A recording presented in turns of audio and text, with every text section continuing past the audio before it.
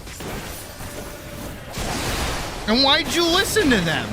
Fuck other people. You're enjoying the story.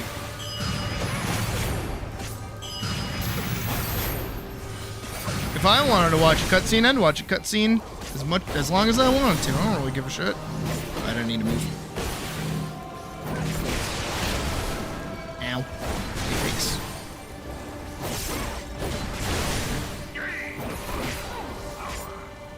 I don't really have anything for that.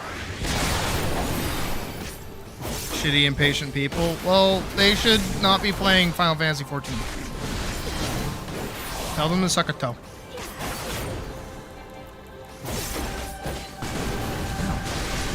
I don't have Rift Divide.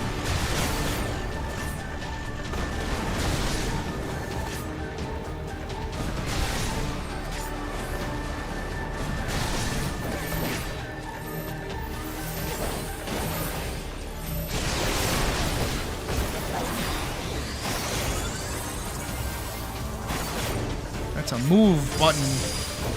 That's a stay out of the way button. I'm already safe.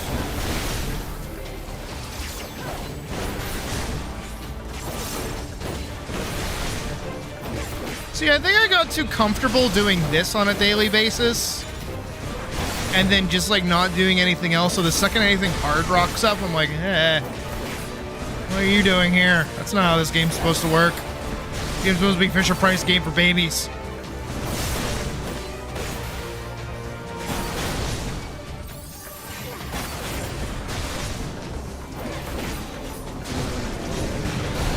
Citadel Buster. I wonder if I can move that out of my way. Oh, shit. Or move that like down here, because I'm usually looking...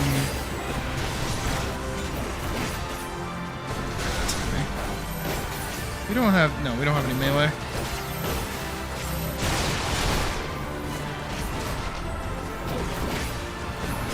Not that it really matters.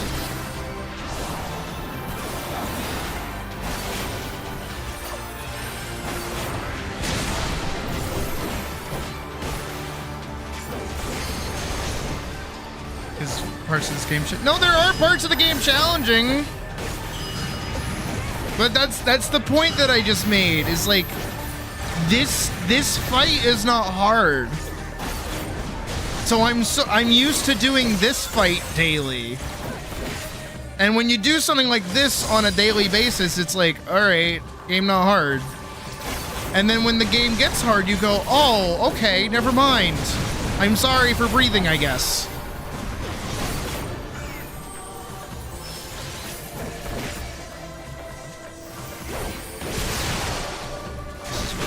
Taking a while. I mean, it's not like she doesn't step in and give us like LB3.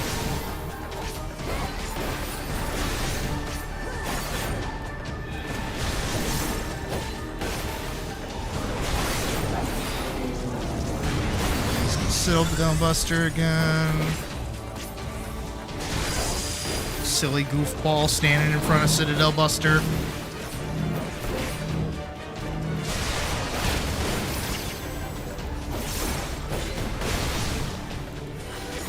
I'm safe. Then heal the poor fuck.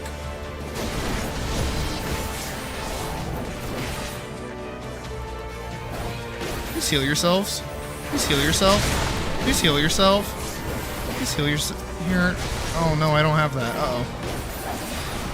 That's what I get for using it on me. Please heal yourself. Please heal yourself. Okay, they healed themselves. I'm proud.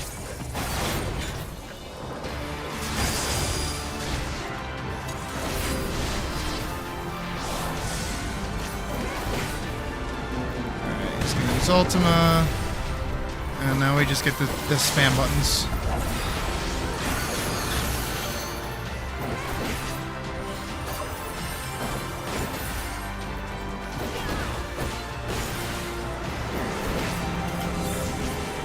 sounds nice, Pocket. Background's looking boring. I want to start doing more illustration shit. Can we hit like buttons?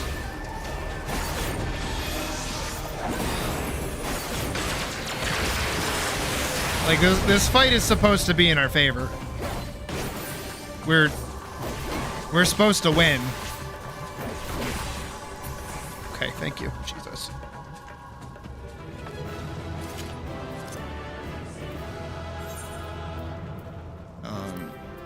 The silly Picto baby gets it. Oh, and I don't get a single commendation. Okay, I see how it be. I see how it be. I see how it be. Furious is fun.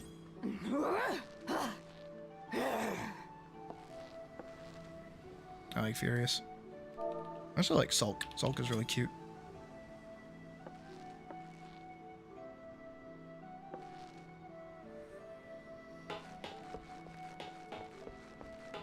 Alright. So we've done that. We can do normal raid. And then we debate if we do front lines or not.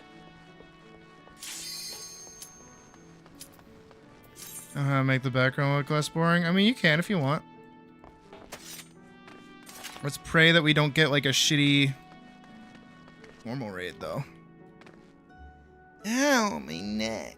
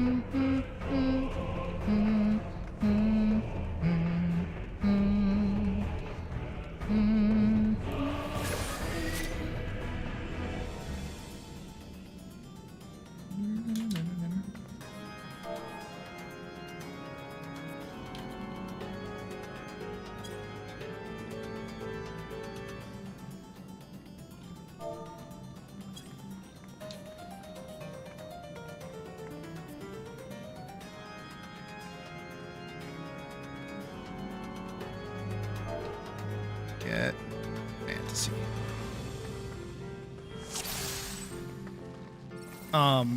Clay?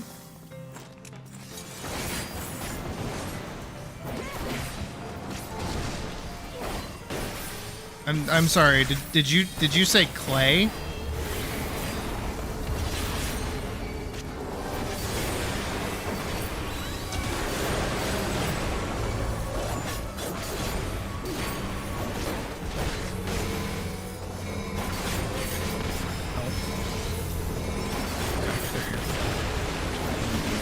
Myself. That wasn't right. Better not have been.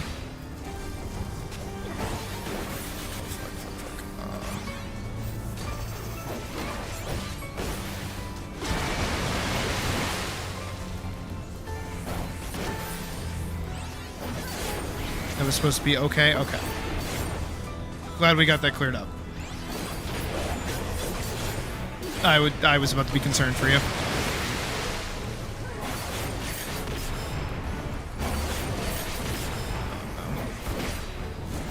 I don't have any of my buttons.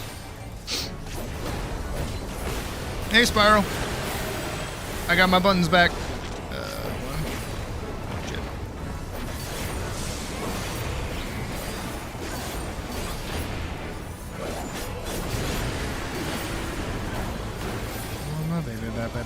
Back. Yeah. Yeah.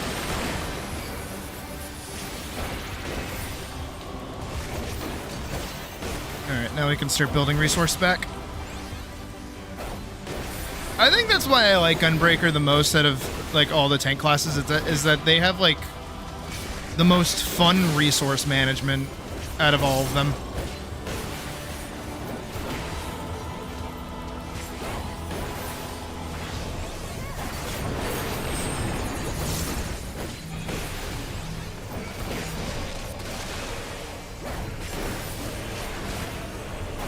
Like, I hate 50 gauge resource management. I think that's the most boring form of resource management.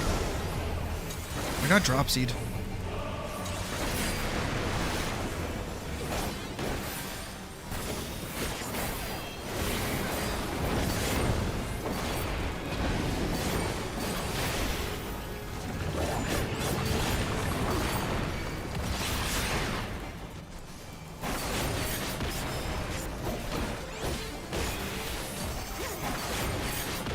Oh, okay, that was a half area cleave. I did not realize.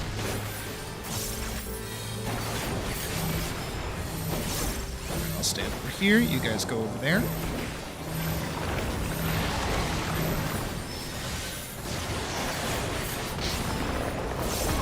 Oh, hey, Day. Feeling better? Keep not doing my Gnashing Fang combo off cooldown. I need to start doing that. I'm just leveling Gunbreaker.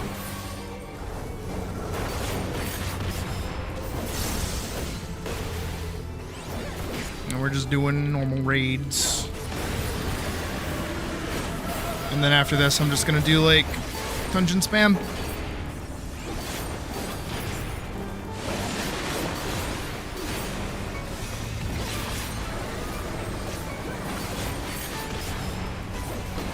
Please, nobody come up here, I swear. Cataract. It's half area cleave. Got it.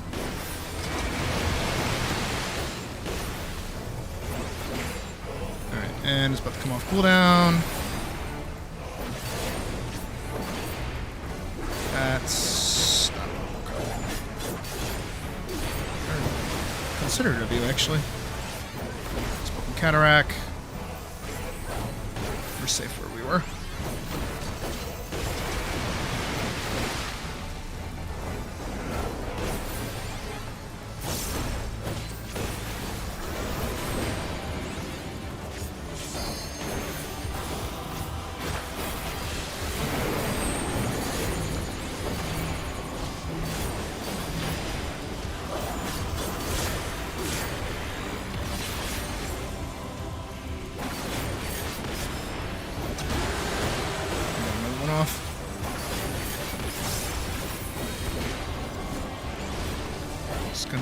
One side somewhere. Okay. Here.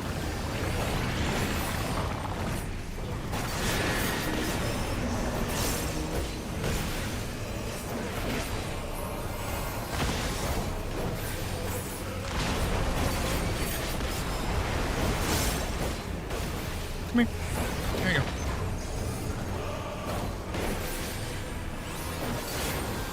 I fucked up. I fucked up. I fucked up. God, I'm so rusty.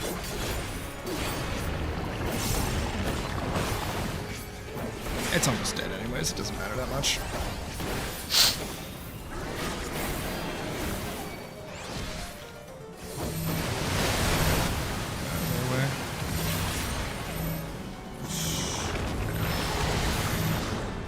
Guys, now is not the time. I didn't even hit LB3. What the hell is happening?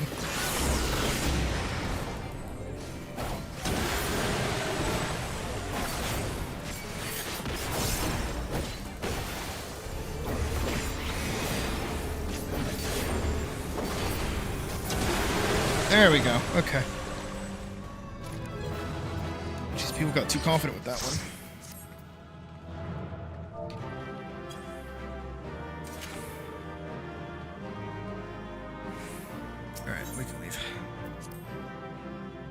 No commendations? For a perfect run like that? Come on! What's even the point? What's even the point?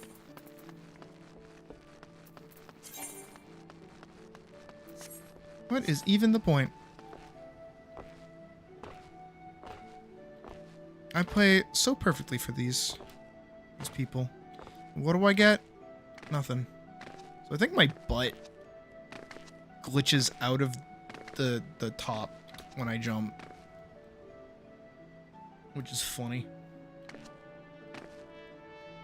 All right, let's do. Yeah.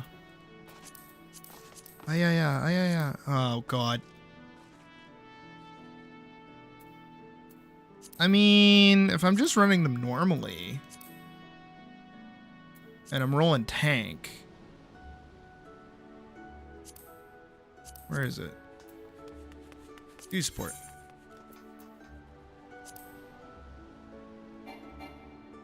Huh.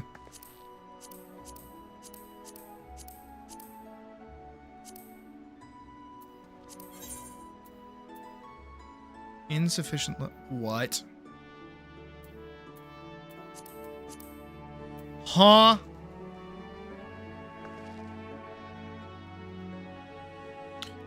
Wait, are you telling me that for me to bring my trusts with me? Wait, huh?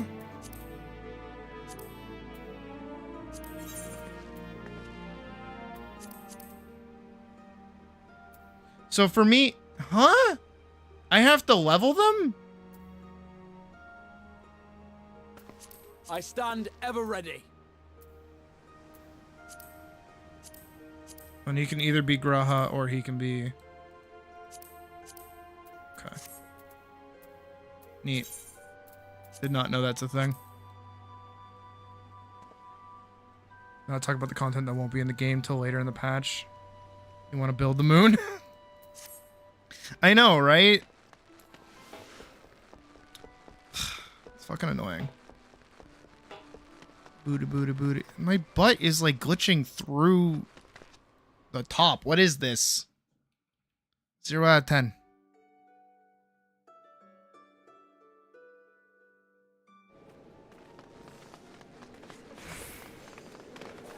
Hi, Pocket. What are you dealing with? Got amazing news. Sweet. We like to hear it.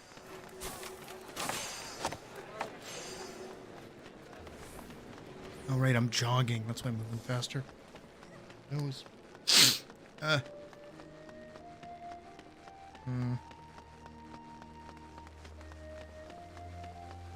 Being released from quarantine this Friday? Oh, yeah, you're still under quarantine?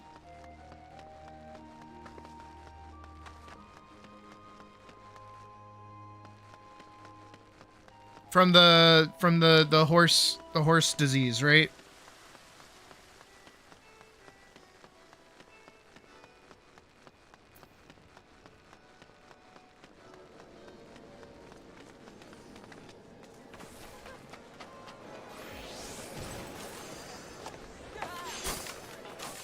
Alright, I don't...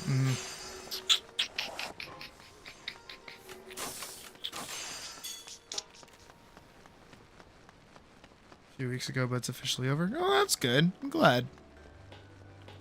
Alright.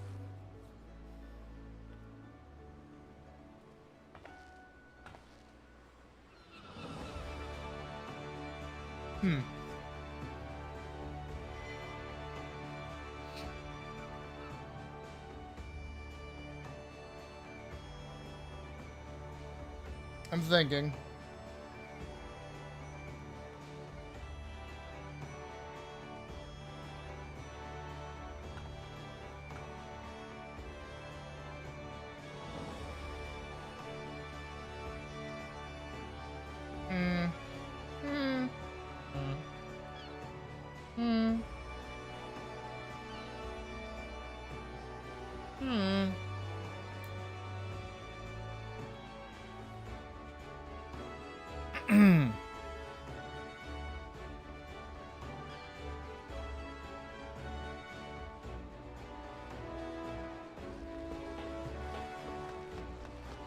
I mean, yeah, 2 out of 50 is actually pretty, I don't want to say good, but like it could have been a lot worse.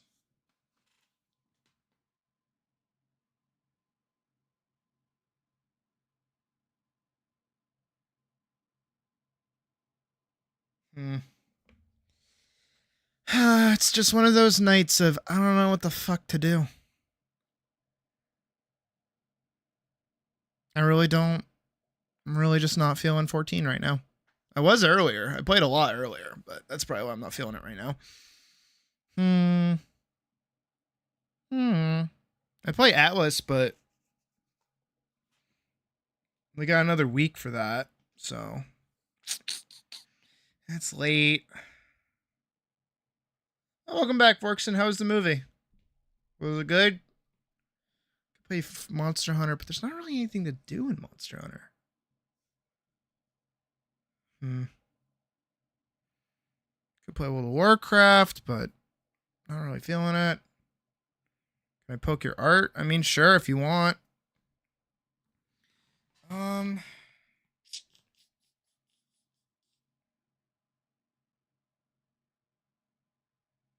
Man, here I sit, projectless,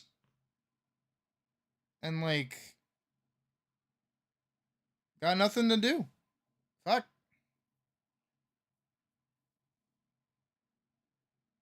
Next time you get an elk-like mount, its name is cool. Oh yeah, you went to go see Ghibli movies, right? You went to go. I assume you went to go see Princess Mononoke.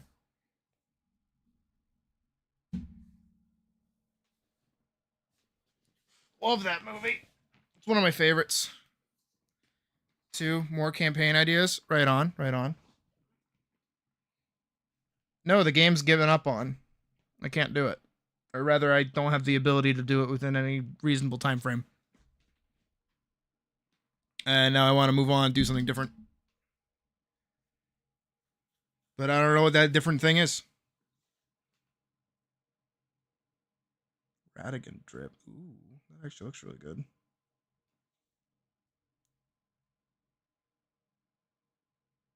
That actually looks sick.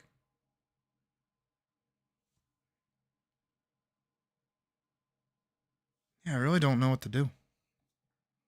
For a Studio Ghibli movie night? Yeah, we're planning on it. But everyone's busy all the fucking time. I don't know what to do. Je ne sais pas. Je ne sais pas. Je ne sais pas.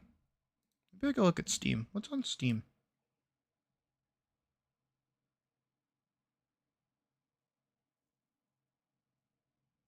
What's a fun game on Steam?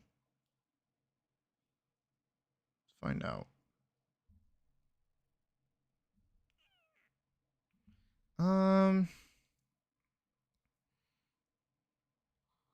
Categories. What's going on in the adventure RPG era of... We got MMOs, we got popular things, Dark Deity. Oh, that looks like shit.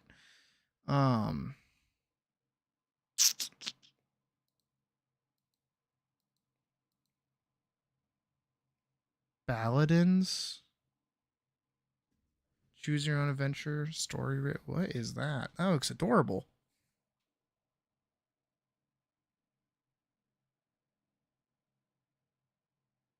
Yeah, I don't know. Want to do illustration stuff? Does it sound appealing? Not right now. I don't have any ideas. I tried put the background and foreground elements and nothing speaks to you. I mean, all right, we can do that. Let's pop on some music because this is just dead silence. Let's do that.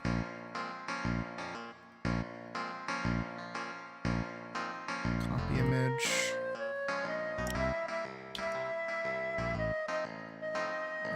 New. 1920. We'll do 1920 by 1920 because it looks like a square. All right.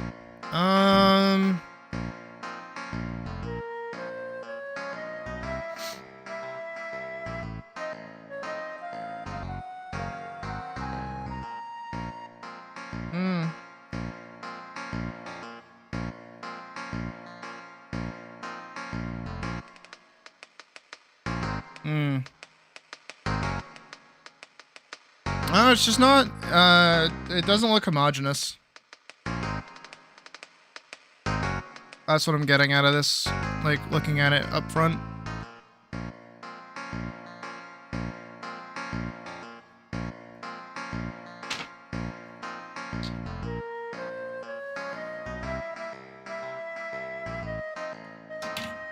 Because what I'm seeing is that your character and your horse are really well rendered, like they look really good. Nothing else really looks equal. Like, this looks really phoned in. The background looks good, but it looks separate. I don't know how to describe what I'm seeing specifically. I mean,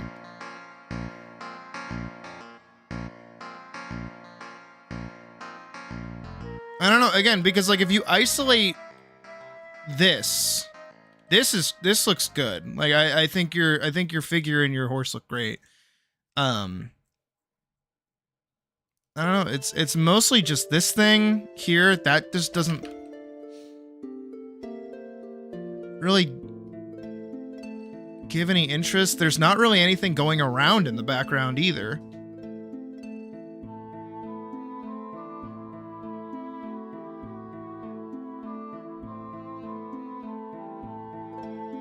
I feel like how you could solve that is simply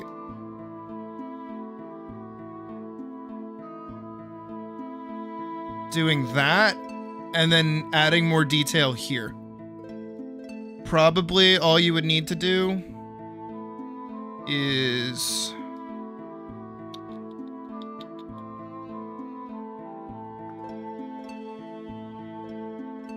if I go under like this.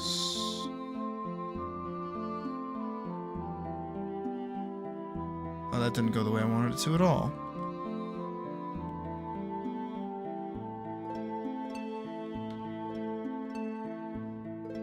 I'm trying to select everything in here. Here, we can just do this. I feel like if you grab that, airbrush.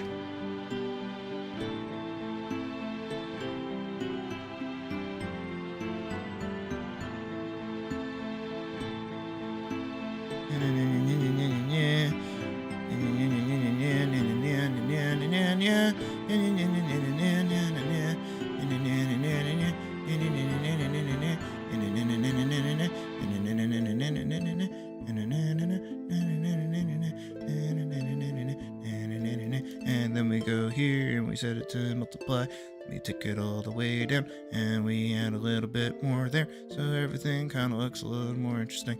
There you go. And then you can do, yeah, like you said, with a little bit of wood texture, just go over that a little bit more. Like, I don't know why that's set up like that. That shouldn't be there. So we're gonna get rid of that as best we can by just kind of drawing over it. Because that doesn't need to be there. And then this looks like it's super fake, so we're just gonna grab under here, grab this color and go boop, boop, boop, boop, boop, boop, boop, boop, boop, boop, boop, boop, boop, boop, boop, beep, boop, bop, bop, bop, bop, beep, boop, bop, bop, bop, beep, boop, bop, bop, bop, bop, bop. And a little bit more shadow. And then, yeah.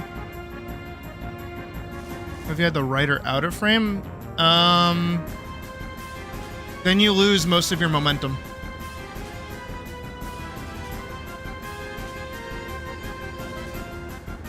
Like if you cut off here, if I do it right, if you cut off here, that's like all of your momentum gone and the shot's really still. Her hair and her like facial direction is giving this image a lot more oomph. This flow and this look makes everything more dynamic because you're offsetting it. Same thing with this tail, where this has one motion, this has another motion, and then this is parallel, so everything just like works well together. Do I have the background?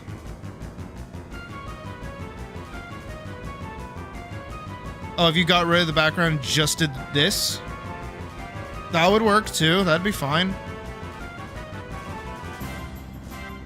I don't know, but I feel like you worked really hard on the background. I feel like if you just blurred up these trees a little bit, honed in your sides to get rid of all that dead space, and then made this partition look like it's actually in the same space as them, whether you do like a soft airbrush shading or you do like a harsher like cell shade, I feel like that would make it better. Because really, when you look at the source, the original thing, they are really small in the shot. They're really like they're centered, which is good, but they're really small. If you cut off the edges, you lose all of this information that's going on over here. It's not really necessary. And where they're in an open field, you can't really like add anything here and there without it making the scene look really cramped. So you wouldn't want to do that either. Like putting a fence here or something like that would make it look really cramped and then not as open, which wouldn't be as convincing of an example. Let me find just an example of what I'm talking about, if I can even. Vision hardware.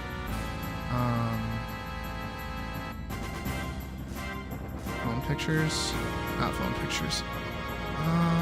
Videos? Not videos. This cross country is typically an open field. Yeah. Yeah, again, just like constrain the picture itself, and then you don't have that problem. You can even just box it out if you really want to. I'm trying to find the classic, the thing that I always like showing. Pictures 2. 2024. Legit, just trying to find it. I can't seem to find it.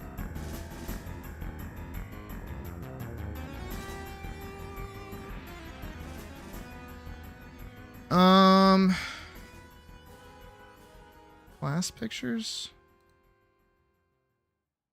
Drawings old? No.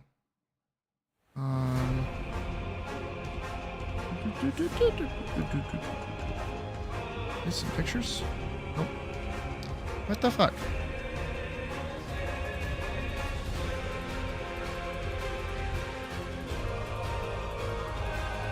I'm trying to find. Oh, here we go.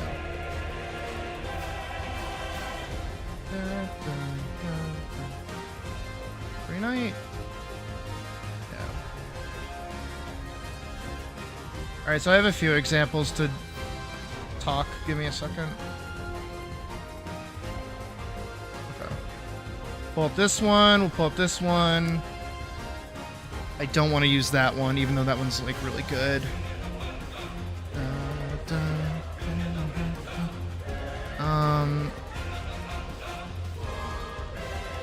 Maybe we do pull up that one.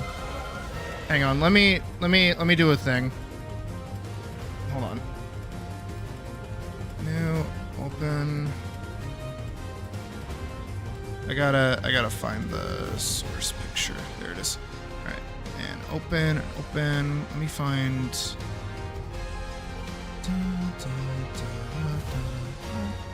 Thumbnails, bodies.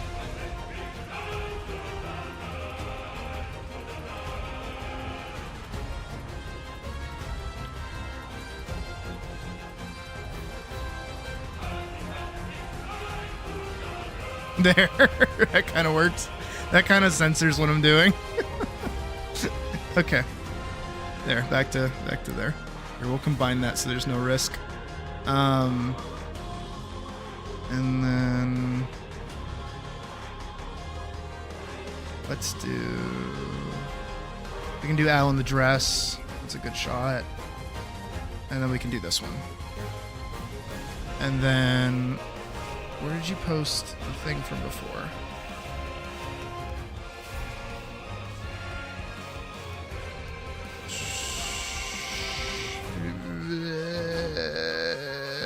share. Or crit. Here we go. I'm showing examples. Okay.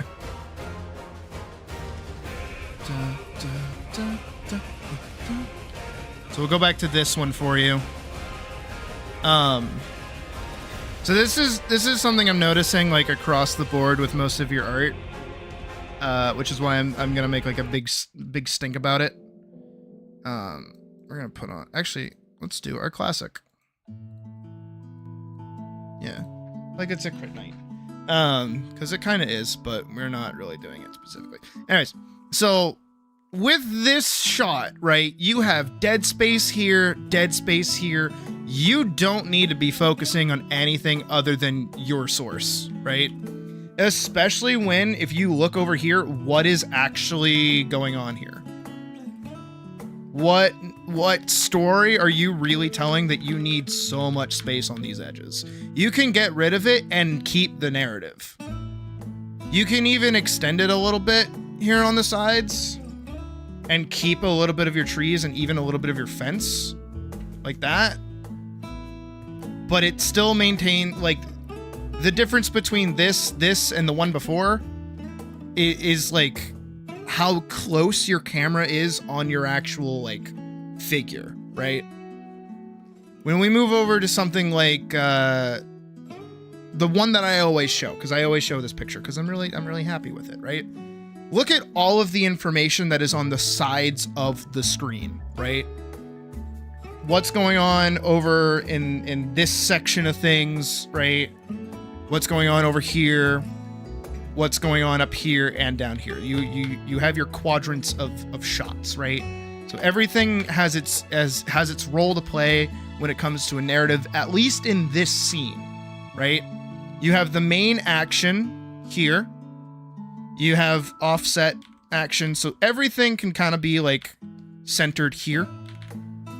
But what's going on beyond that is more story narrative, where you have like a little suit of armor, a series of weapons, some books over here in the corner. There's some stuff in the foreground, like swords and junk, and more crates. It shows like how cramped and kind of small this space is. It's dark. You got a wood beam.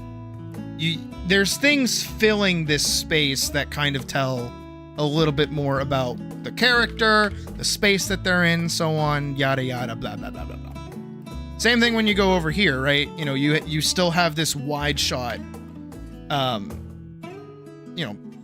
picture, but I'm using a lot of it here, right, to kind of tell what's happening. Oh, it even kind of extends a bit more out.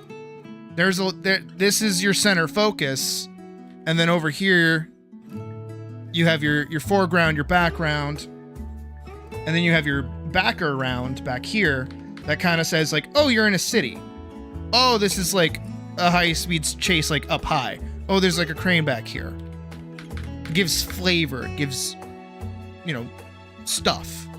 But if I really wanted to hone in, if I close in on the spaces of what we have here, we lose who she's shooting at. We close up back here, we lose part of the motorcycle. I'm using as much space as I've given myself to tell the narrative what's going on in the illustration. Same thing over here, where I have censored dead name. The draw of this sequence is not, in fact, the characters for once. You can use your canvas, for lack of a better way to put it, to tell different stories and information. Basically, you're conveying information. That's what all images and drawings are. It's just bleh. So this is not about these two characters. This is about the room. This is an establishing shot of the room. That's why there's so much focus being put on like the posters and even the outside. You've got a piano there. You've got a TV and a cat. This is before we had Noki. I would have put Noki right there. But this is like, kind of meant to show a different perspective than character shot, action shot, establishing shot, right? We move over. Oh, that's me in the body. I did this here because it's a character shot, but it's meant to be as full of a body as possible with very limited anything else going on. And yes, the perspective is a little jank, but that's okay, because who gives a shit? There's titties. Who gives a fuck? But, again, we're more focused in on her. Everything else is secondary. It doesn't really matter too much. And we also have, once again, that narrative read of going down from, we would start at her face, everybody would probably be staring up and down her body, and then we see Silica in the back here for the funny haha meme. Nobody really cares about how bad Astarion's back of the head looks, or what this woman is wearing and how her hair's set up. Doesn't really matter. And again, we have the black foreground characters that kind of better frame where she is and hides all the bullshit that I threw in. And then you can do the opposite with that where, oh, hey, I want this to have a certain feeling, so we make our character really small in the shot. We put another thing, you know, we put our two subjects very far apart from one another. Gives a different atmosphere, gives a different feeling. Right? But where, you know, in this shot that you did before that I critiqued already, that it has so much dead space, this narrative doesn't matter down here when you have this, right? This does so much more heavy lifting than if you have all of that. That doesn't help. That's just wasted effort down there. There's no point in doing any of that. That just hones in on what you're doing. Unless an action is actually happening that involves down here, don't really need it, because there's not really any indication, because I know what this is, where they're trying to like scratch under the ice to get at the fish. There's no indication that they're scratching at ice. It just kind of looks like they're walking over ice, which is a completely different narrative than the one that you're trying to convey. Same thing here, right? Like, you want this to be your focus. Why aren't you focusing in on your subject? Same thing here. I focus in on my subject. This is my subject. Everything else around tells us about the subject. She's not just a witch. She's also a blacksmith. She works on normal stuff, but she makes magic stuff. She doesn't just specialize in swords. She's got a dagger and a battle axe and a hammer. She's got armor. She's got chains here and there. She's got a pole axe in the background. More swords here and there. A bunch of crates that probably have supplies in them or for shipping things. Books over here for studying. And this is most likely her client. And then she's got a magic book and a magic book because they're floating. Here, we have our character driving, we have our character shooting, and what are they shooting at? They're shooting at the police.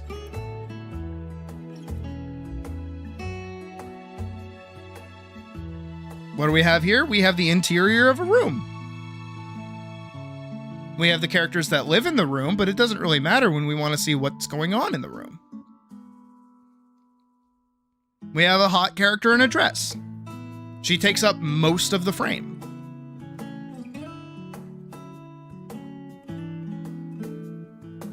I think that too, right, is if we... I'm going to double the canvas size really quick. From height to width, right? So we're going to do like 5,000, right? And I'm going to hide out everything there, and we're going to take this over here. I want you to see quantifiably how much more image there is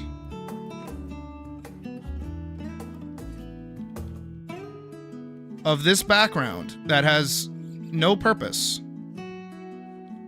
than your actual figure.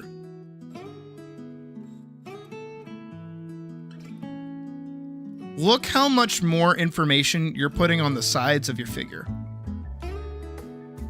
That's a whole extra image right there. That's too much dead space. Where can I really like cut out here, right? I can do there, and I could probably hit about there. If I get rid of those, You lose a little bit of the armor and you lose some of the crates, but the picture's still fine. But look how much picture is still necessary to get the information across. If I cut out any more of this, I'm going to start losing books. Same thing here. Again, like I showed earlier, if I start cutting out over here, I lose who she's shooting at. If I cut out over here, I lose the guy driving. Hell, even if I do cut up this a little bit more, right? I still need all of this frame for her shooting and for him driving, regardless if I cut out some of the bike. Here, I can't really cut anything out of this. Maybe some of the ground? But then I lose like the consistency of the bed, the bookshelf, the second computer. You know, us like being like framed in the actual shot. Here, I could hone in more on Al, but there's still more picture. Here, I need space for this. Otherwise, it doesn't have that feeling to it. If I cut out all of this, I mean, she's still kind of lonely, but she's bigger in the shot. Doesn't have that same weight to it, you know? The difference. You don't need to fill up the entire space if you're using too much. Hone in on the thing that is your focus. Think of it like a movie. Have you ever watched like a breakdown of movies? Like a film breakdown? Like a shot breakdown of like your favorite movie?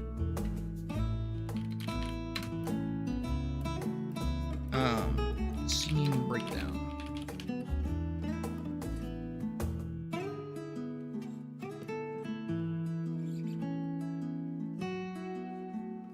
Can I find one even? Actually, wait. I know the perfect video.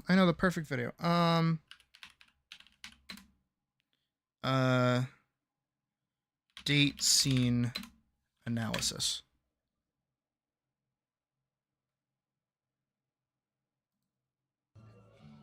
When I Wake. What? That's the name of the song. Oh. Jackie Hill, July 17th, 1938.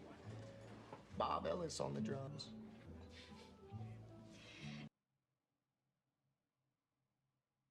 Date scene. What's the original video? The setting for the restaurant is a fairly busy place. There are people sat eating and people moving around. I like that. The shot is carefully filled to show us what's going on. There's food on the counters, posters and pieces of paper on the wall. We have a I don't know why you added more height. Why'd you add more height to the picture? You don't need more height. We have close-ups on both Nicole and Andrew to show sincerity. Why'd you add more height? You don't need more height.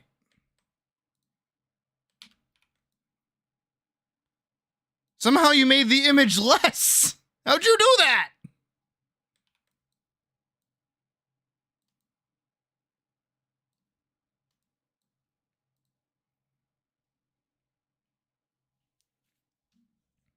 How'd you do this?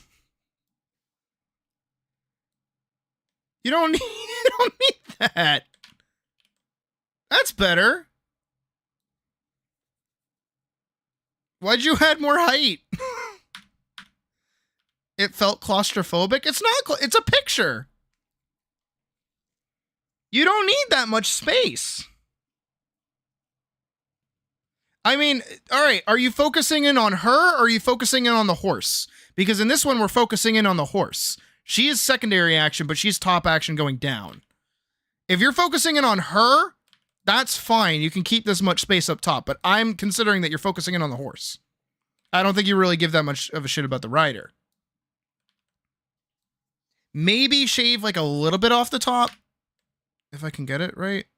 Like about that much, so that they have like equal space between the ground and the top, so that they're both the frame, because they are really consistent with each other. But if you, but like you're your line is way off. Like if we cross this, if we cut it in half, is the top of the horse's head. This is your focal point. You're focusing in on her crotch. But if you do it here, right, you're focusing in on the horse's face. So you would want it to be more centered here, basically. Which you kind of get, but like you probably need to cut a little bit of this top off. Because otherwise she's getting like a little too centered. If you feel like it's too claustrophobic, you can widen this out and make it a square. Just don't make it the giant picture that you had before where it's like out to here. You want more information here than you do on the sides. You just lift it up too much. Watch. To feel as they're on a date. We're given music in the background, made to seem as if it's playing in the restaurant. In terms of general sound, we have the quiet bustle of what is a midweek night out at a pizzeria. We hear the chinking of cutlery dipping in and out. We can also hear the faint sounds of conversations.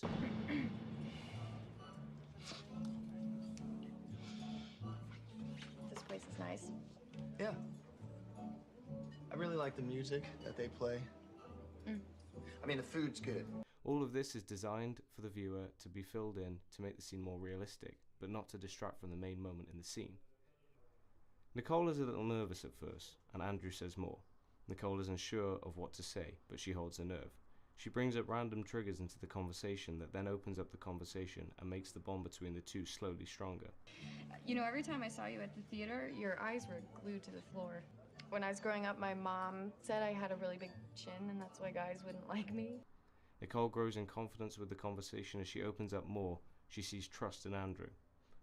My dad says that I have trouble making eye contact. My parents like to criticize me, too. Really? Yeah. You don't? Well, she said my dad cursed me with one. It's like Jay Leno, look. No, it's not. Yeah, it is. I don't think so at all. That's nice. Your chin's very nice. Very nice. Andrew's more confident at first than Nicole. He wants Nicole to trust him. He tries to get her involved in music by pointing out what song is playing in the restaurant and who's playing it. When I wake. What? I hate people that do that. I hate people that do that. Jackie Hill, July 17th, 1938. Bob Ellis on the drums. I've gone places with people that like have to announce what kind of song is playing on the radio all the time. Andrew tries to make her feel better by saying the same things about himself. He has genuine sympathy for Nicole. He brings up an embarrassing reveal about himself, and Nicole smiles at that. I still go to the movies with my dad.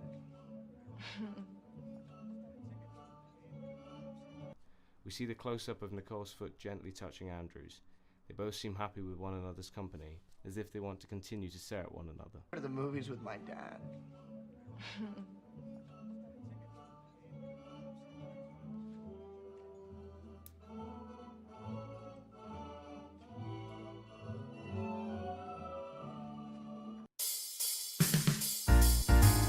That got loud. Hi everyone, I hope you enjoyed this video. What? Okay, so this isn't obviously the original video that I wanted to show, but this shot, this scene in Whiplash is actually really, really good. So I like Whiplash in general. It's a really good film. This scene is a first date between the main character and the girl that he's into. And slowly over the course of the date, they're getting more and more comfortable. So the shots and the way that the characters are framed in the shots are doing the legwork to kind of show how close they're getting with each other, right? This is the setting that they start off at, which is they're separated, they're across from a table from one another, and it's very awkward. This whole sequence feels very awkward. They don't feel very close to one another. And as the conversation goes on, you know, we get these over the shoulder shots where we get her, she's listening to him, and then we get, you know, he's listening to her. It's a little back and forth because it's a date, you know, you got to ask questions, you got to answer questions, ping pong back and forth. And then we get back to this, and then, you know, we keep flipping flopping between that, and then they start getting closer to one another once we hit that point, wherever that point is. Here we go. So now the conversation is getting a little, you know, more nice close-up shot where they're closer together. They're starting to talk to each other a bit more. They're more comfortable with each other, as the effect comforting says here. And, you know, they're smiling, they're happy. And like it said in the video, you know, she's like nudging his foot wherever that comes up. Where does that come up? Should happen like about here-ish. There. So she starts nudging his foot, and that's a close-up action, and it's showing that they're like, you know, they're liking each other, they're getting into each other, they're having a good time. And then what ends up happening is that she brings up going to one of the most prestigious like music schools like in the country or whatever. I forget specifics behind it, but he gets really put off by it, and he starts getting really argumentative. And once we were in these like really close up shots, we start pulling back out, and we start pulling more back out. And then we come back to this at the start. What I'm trying to say by pointing out whiplash is that how you frame your shot has emotions and tells a story, ultimately. And thinking about what's in the frame and why you're framing something the way you are helps convey that narrative all the better. And it's also really jarring when a frame is bad, when something is off. And when something is off and you're not really able to see what's going on, you feel it. You know what bad movie making feels like. You know what bad camera work feels like. You can have bad camera work, not to immediately pull up Pockets Art, because I'm not talking about that. You can have bad camera work in art. You can do that. It's possible. It's crazy to think about, but you can do it. I wonder if I have an example of my own work where I have really bad camera work. Probably should. I think I do. Somewhere. I know I did a shot somewhere forever ago that looked really, really bad. I'm trying to find it. Might be here. No. I did. It was at the request of my professor. Because they wanted a 2-point perspective drawing. And I disagreed, and I thought it looked like shit. God, can I not find it? Turnarounds, backgrounds. Fuck.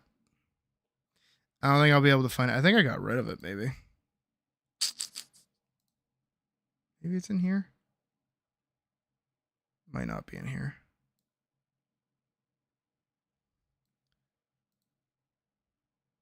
Here we go. This isn't an example of a bad shot, but it's an example of a pretty decent shot, I like to think.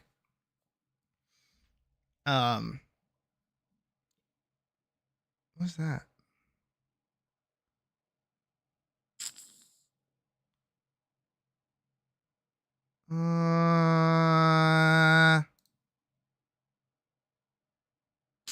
This is my fault for never saving things properly. Final Fantasy screenshots.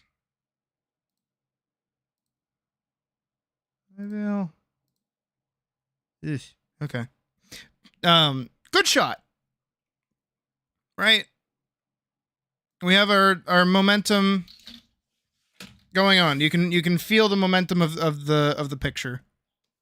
You feel that they're all moving this way because of the cape, the wind, everything's going in that direction. But she's looking that way. Right?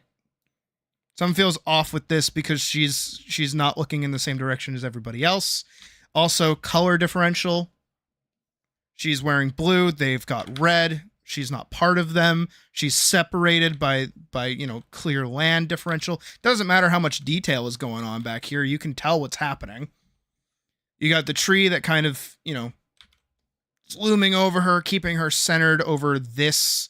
There's a wall between her and wherever she wants to go, which is over here. It's a good shot. I like to think anyways. And then I also use the movie barriers to make it a little more theatrical. But like, if you take away any parts of this, right? If I was to take away that, it kind of loses that like motion of it. You know? With a collection, it feels more like there's more people that way. If we cut off over here, we don't really know what she's, we don't really get that looming tree. It's just kind of there in the background. It doesn't really have that same fit. You wonder if you'll get points off if you cut out the background like this. If you cut out the background? Girl, if you get rid of the background, like, it's fine. Because then you're really focusing on your characters and there's no extra information to be taken away from anything. Do you want to do that? Maybe. Do I think you should do that? Probably not. Can you? Yeah. Oh, what did I click? There we go. Feels empty without music on. Like, I think you did a really good job with your character. You should be framing it and making it like the biggest thing in the picture. Effort based? What means effort based?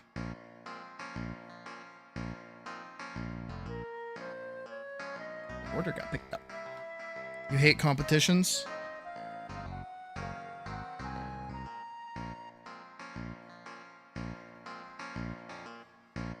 Then go all in on the shading of the horse and the rider. Your horse and rider aren't super shaded.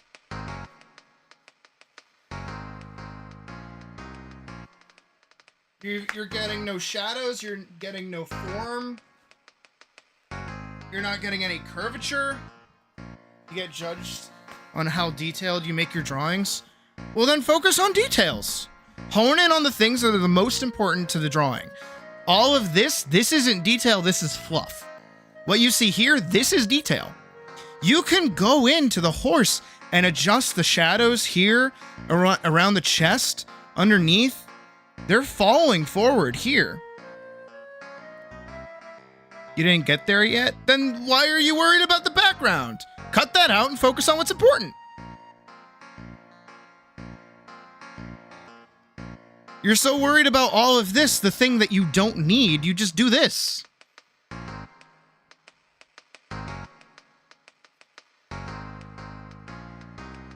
I'm telling you, Pocket, this doesn't feel claustrophobic.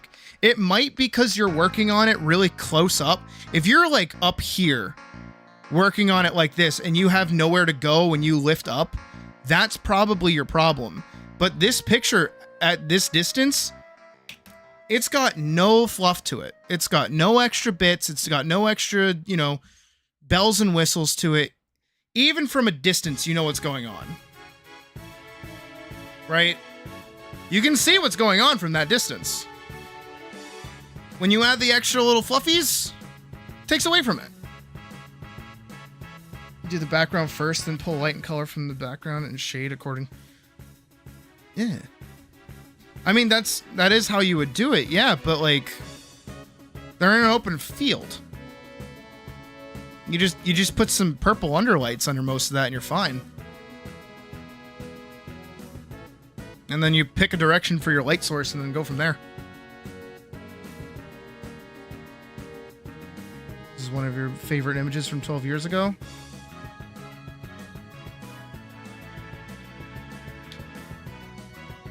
Okay. And I mean, if you were to close off this text bubble, da, da, da, da, da, da, da.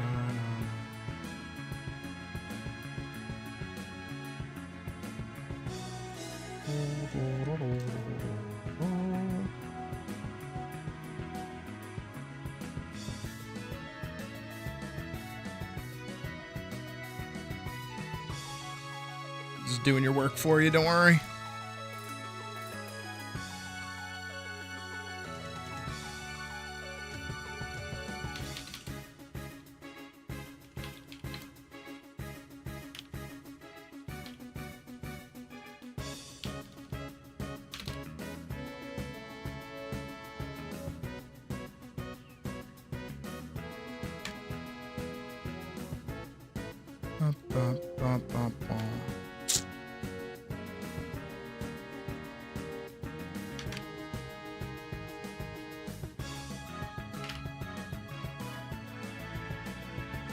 Already bold. Turn slightly. Turn.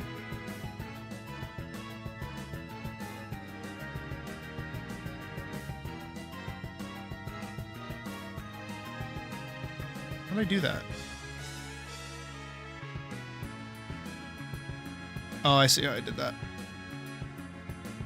Na, na, na, na, na, na, na. Here we go. You did it. You did the thing that I said that you do, which is good shot composition. You got close up on the face. You got enough space over here for the text bubble to be readable. Over here doesn't matter, but you've got your triangle. I don't know why I like triangles so much.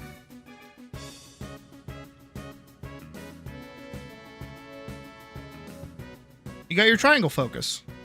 Boom. You're good.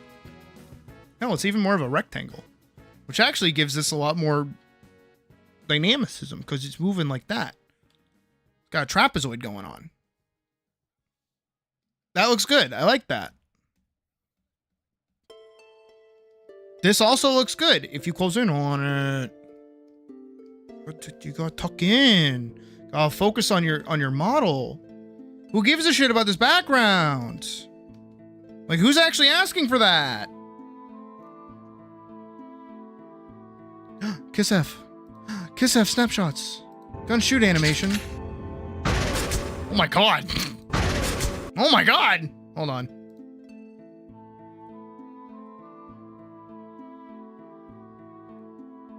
Everybody needs to see this.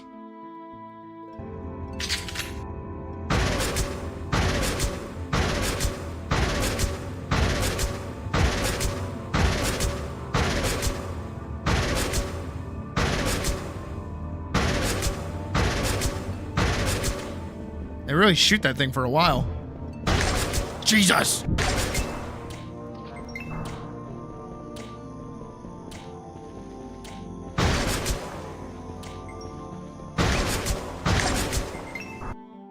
Fuck yeah. That's awesome. Guess I got the gun shooting animation down.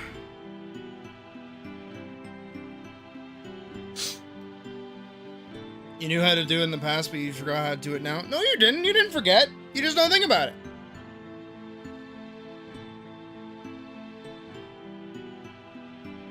You gotta think about it.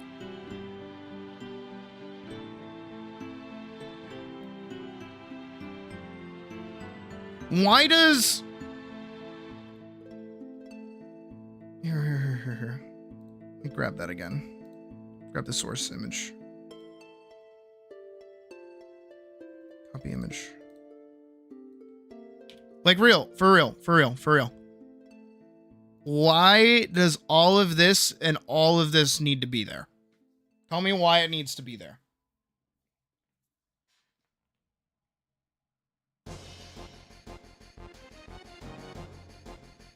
Brum, brum, brum, brum.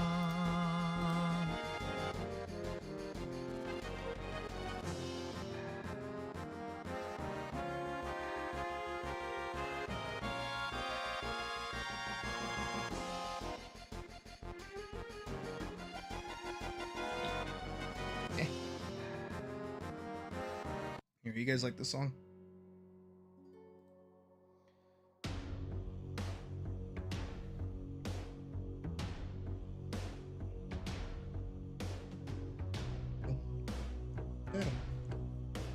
Here, actually, you want an even better example while you figure out the answer to that question?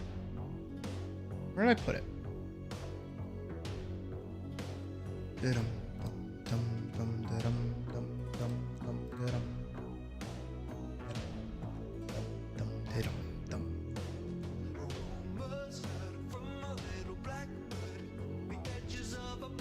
I save it here? Where did I put it? I definitely called it like Elise.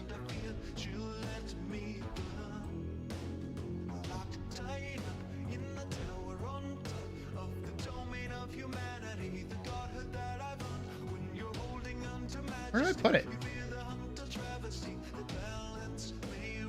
Cat got into something. Understandable.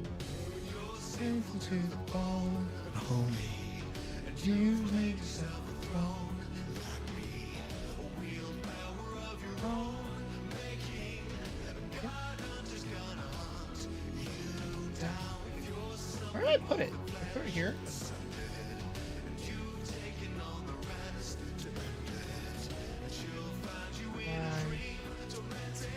Where did I put it?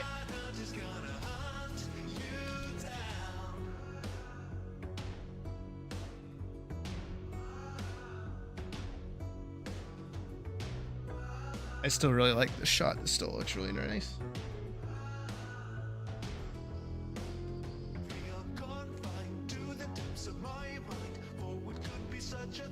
Where the fuck did I put it?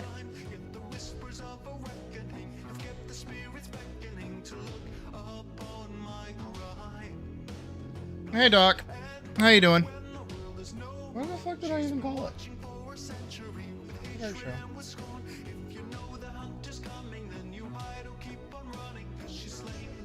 Open link. Police underscore chain blade. Yeah, that's what I called it. Where'd it go then?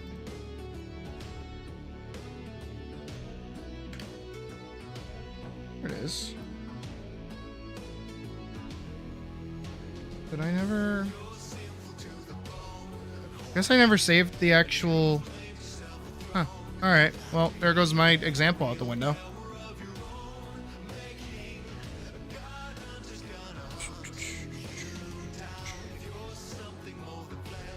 When did I make this? Hold on. I gotta pause the music while I look for this. Videos? Live. When did I make this?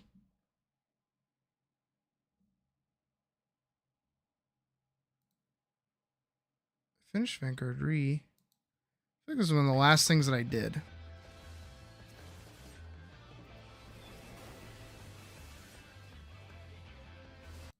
This is me playing 14. When did I make this? When did I post it? When did I post it? That's a good question. On the 22nd. So this was 4 days ago. So it would have been this. Yeah, okay. Alright, so here's me working on that. Right, yada yada. Can I get like a full shot?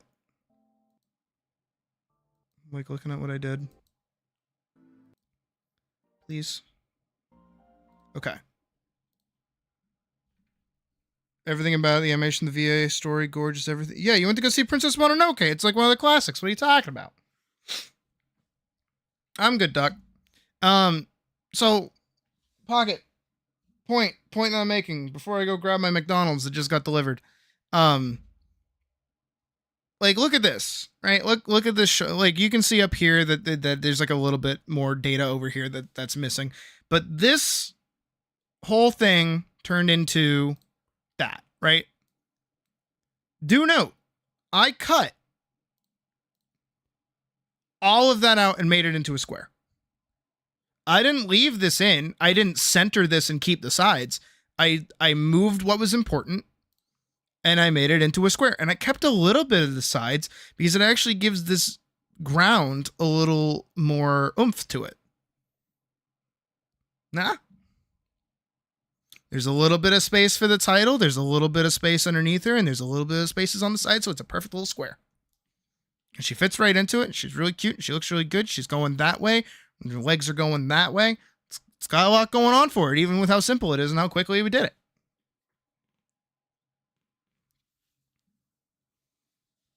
Again, shot composition. You want to hone in on what is the most important thing on your shot. Because when we look at this, cut it in half. We get her face. Get a little bit of the sword. We get her legs. We get her hand. Little box. It's all nice and boxy. When we go back to yours, you just need the box, girl. You don't need any of this. This tells enough of the story. You can make it a box and it'd be perfect. And then you get in there and start detailing. You think you need an entire class on this? I can arrange that. Also, let me go grab my food. And then we're gonna watch something, I think.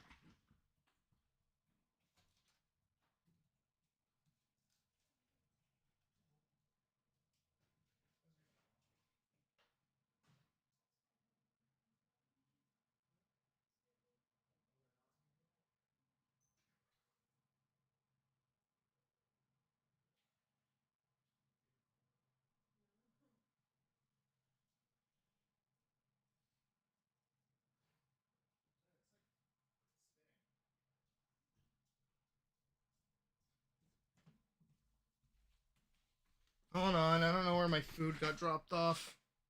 Bear with me. 2 minutes ago. Oh, god damn it, it's all the way downstairs.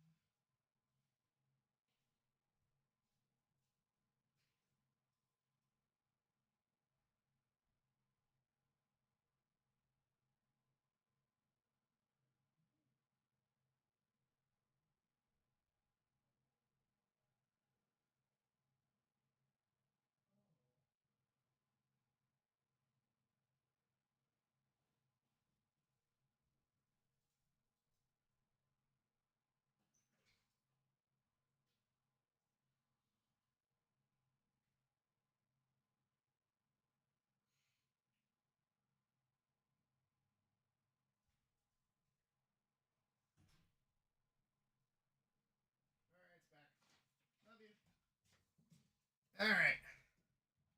I see some people were not patient. That is okay. Whew. Alright, and we're back. I went in on the details, and it plays awesome. It's not still fully rendered awesome image. Again, just like cut in a little bit, you know, close in on the, go like boop, and you're good.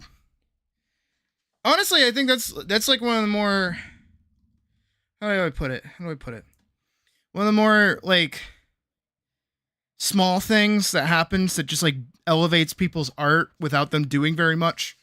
Is like, it's one of those little things that help. Especially it breaks down on time and like information junk. Because you have to remember, if you're detailing everything and you're going nuts to butts, right, on whatever image you're working on, and you have all of this side information like over here and over here, right?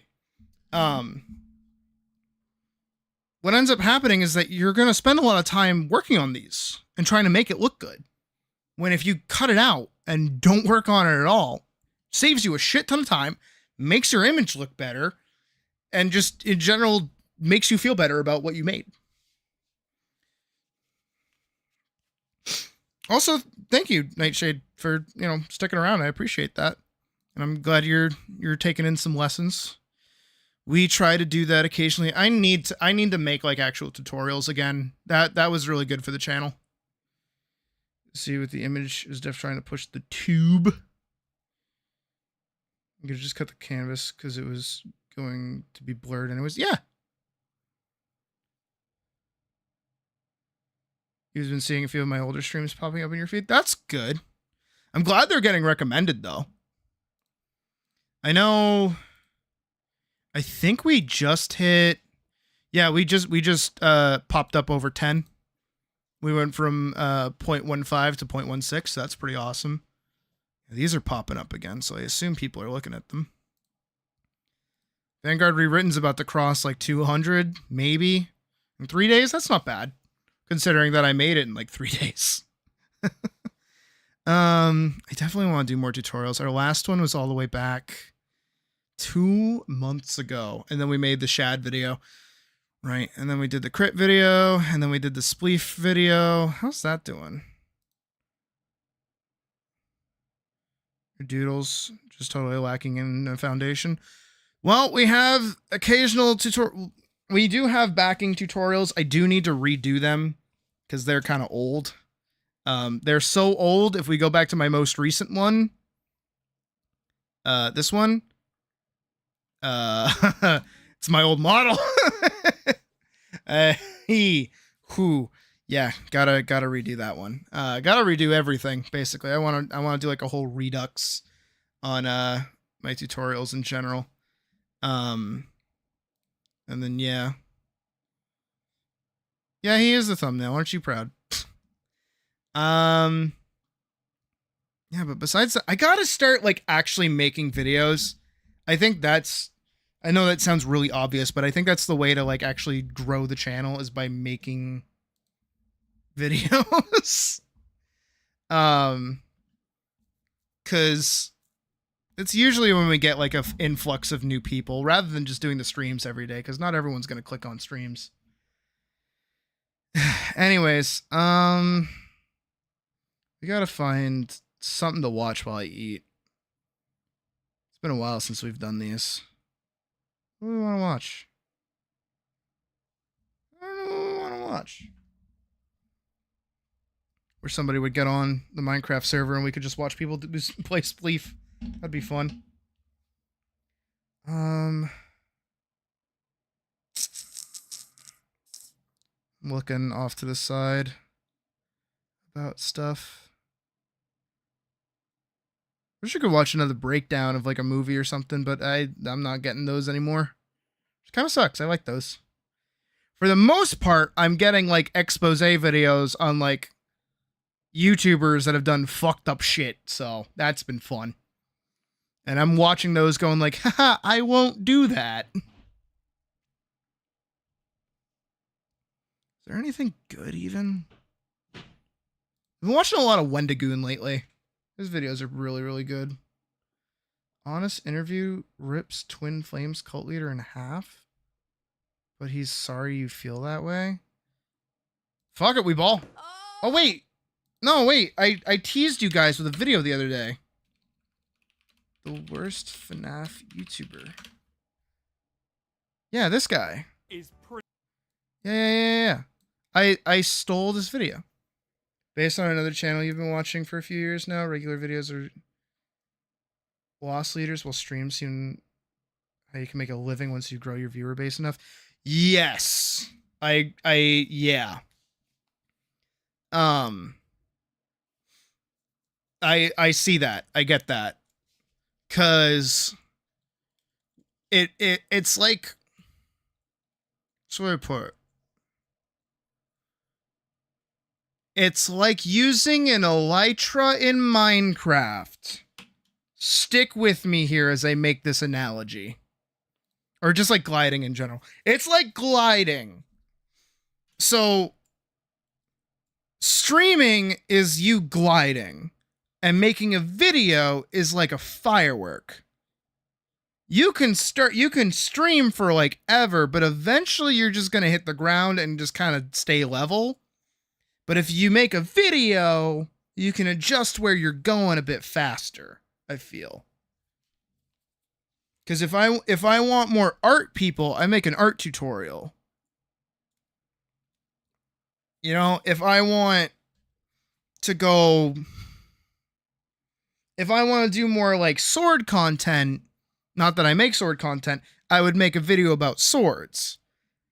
The video is going to attract more people than a long-ass stream. You know what I mean? But the stream goes on for a long time. It's the short burst of a firework versus the long glide of an elytra. It's my really weird way to explain that, but I think that made sense in my mind. I got angry there for a second. Elytras on poor connection are wild. I bet they are. I don't want to think about that. All right, I don't know why I got English there towards the end. My accent slipped to my bed. Until the very end, even past the end card screen, you may recognize this guy. I've personally made Yep, I remember him. A small clip featuring him at the end of all of my normal videos. Why? I don't know. It's probably a combination of my own nostalgia and how funny some of these clips can be out of context. And the French fries suck. Is that Toy Freddy? Well, you know, he's kind of fat. I mean, who is this person, you may be wondering? Well, if you watched my last video about the big collab Game Theory livestream, or you've been around in the FNAF YouTube scene for a while, which I have been, recognize this guy as Smike. Smike was one of the biggest FNAF YouTubers that came out of the first major popularity spike of the series. However, do you guys remember when I played Five Nights at Freddy's on stream? And I could barely get through night 1, and then I cried, and then I didn't want to play it anymore? I remember. People did not like this guy. Mike was a super controversial figure back in the day. We'll get into the reasons why later, but as someone who actually grew up watching Smike, I feel like I'm in the know enough to try and piece this whole story together to tell you guys what happened. I mean, if he's at the end of all of my videos, I must know something, right? This is a story about someone finding success on YouTube, making videos. He looks like my stepbrother. Never even played, milking it for all it was worth, stealing fan art, making crazy ass contracts, getting works and remembers Bad Ben. You really like Bad Ben. This is the story of Smike. And before I start this video, I just want to say, look at this amazing new... Don't worry, I'll play Bad Ben next year too. If you were to go and look at Smike's YouTube channel right now, you would see that his current profile picture is a bowl of cereal. Now, if you were to remember anything about Smike, you probably remember his old profile picture. I do. Yeah, that's more like it. This profile picture also brings us to the beginning of our story. You see, while most people know Smike for his FNAF content, years before that he made videos on games that were completely different. The most prominent out of these games was Skyrim. His first video ever uploaded to the Smike channel that's still public was created on November 12th, 2011. The video is called Skyrim, How to Join the Dark Brotherhood. You want a fun fact? You want a really fun fact? I watched that video because I didn't know how to join the Dark Brotherhood, so I watched that video. And then I told my mom, hey mom, you know, when you're playing Skyrim, you can join like a guild of assassins. And she's like, yeah, the Dark Brotherhood. I'm like, what?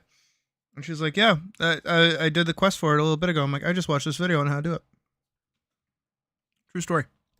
Spoilers. And it's exactly what you think it is. For some reason, my mom was better than me at Skyrim. Video, I assumed that it was going to lack any commentary, but lo and behold, even in the first I had to watch tutorials on how to be good at Skyrim. To the Aretino residence, fucking Skyrim! In Windhelm. Pick the novice lock and get inside. But yeah, if you could find a way to incorporate Bad Ben into Dvorkson's design, you probably would. All right, there's an easy way. You give him a little button. Right? A little, that was easy button, right? But you have it do the Bad Ben bit of like, ass. Shit. God damn it. Boom. There.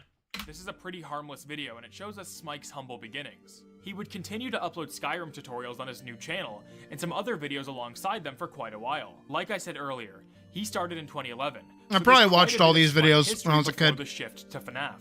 On I was fucking useless. 2012, Still am. Smike would hit 10,000 subscribers. I have the Mass Effect 3 demo in the background, and I would like to start off by saying thank you guys a lot for helping me reach 10,000 subscribers. This is actually wait.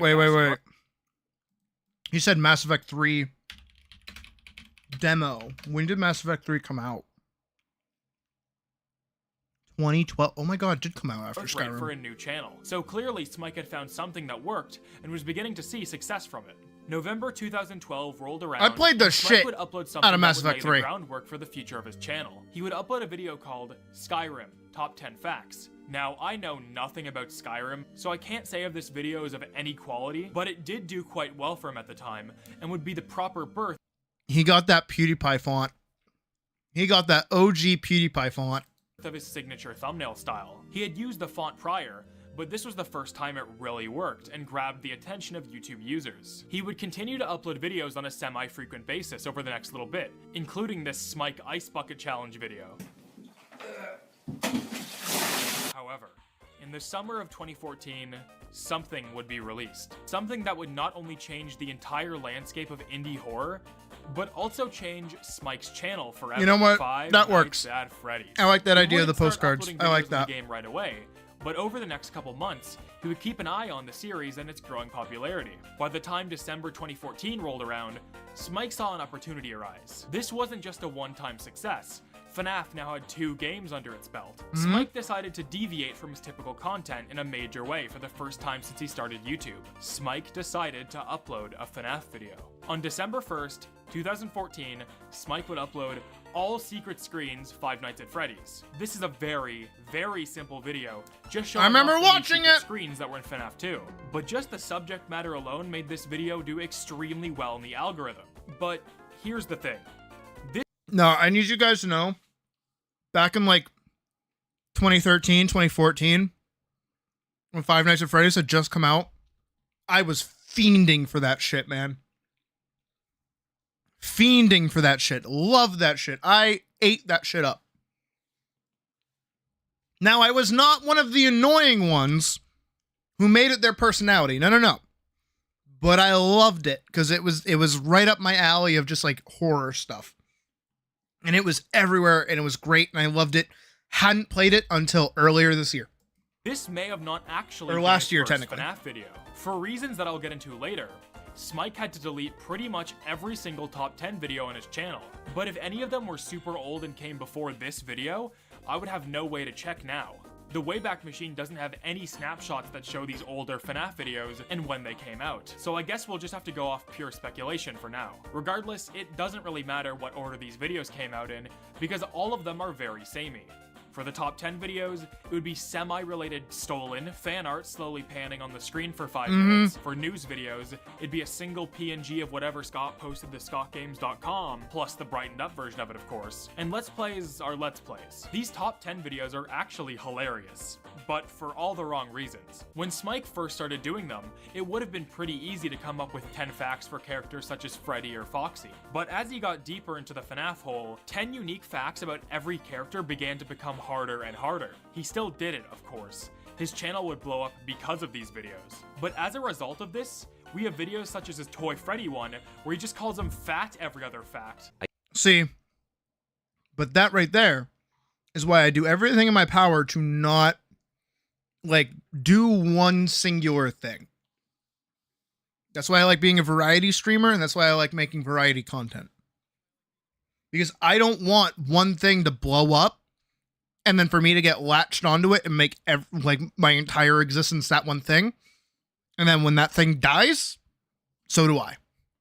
I guess in a way, Toy Freddy I don't want that to happen. A dumber version of Freddy. Toy Freddy, well, you know, he's kind of fat. He's, you know, rounder, more big boned. Maybe he gets more and more excited the closer he gets to you. Maybe he thinks for pizza, so his mouth starts drooling because he's so fat. Okay, I'm gonna stop. And also brings up the damn FNAF 3 box. And now finally for fact number 1 is that Toy Freddy will make a comeback in the 3rd game.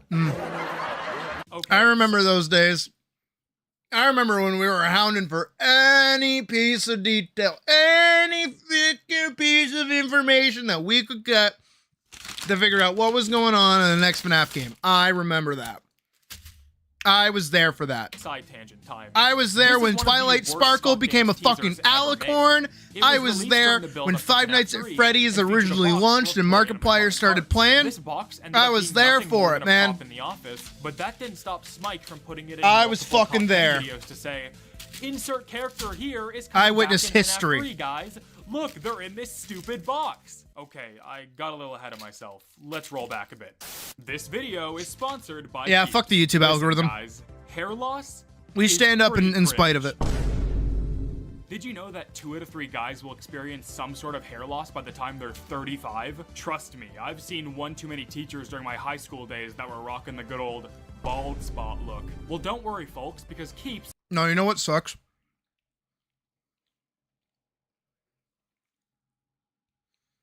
I hate that, like,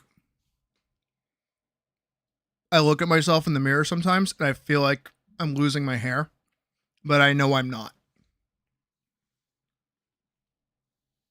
It's literally just because of how long my hair gets and how like it like sticks to itself in the way that I style my hair.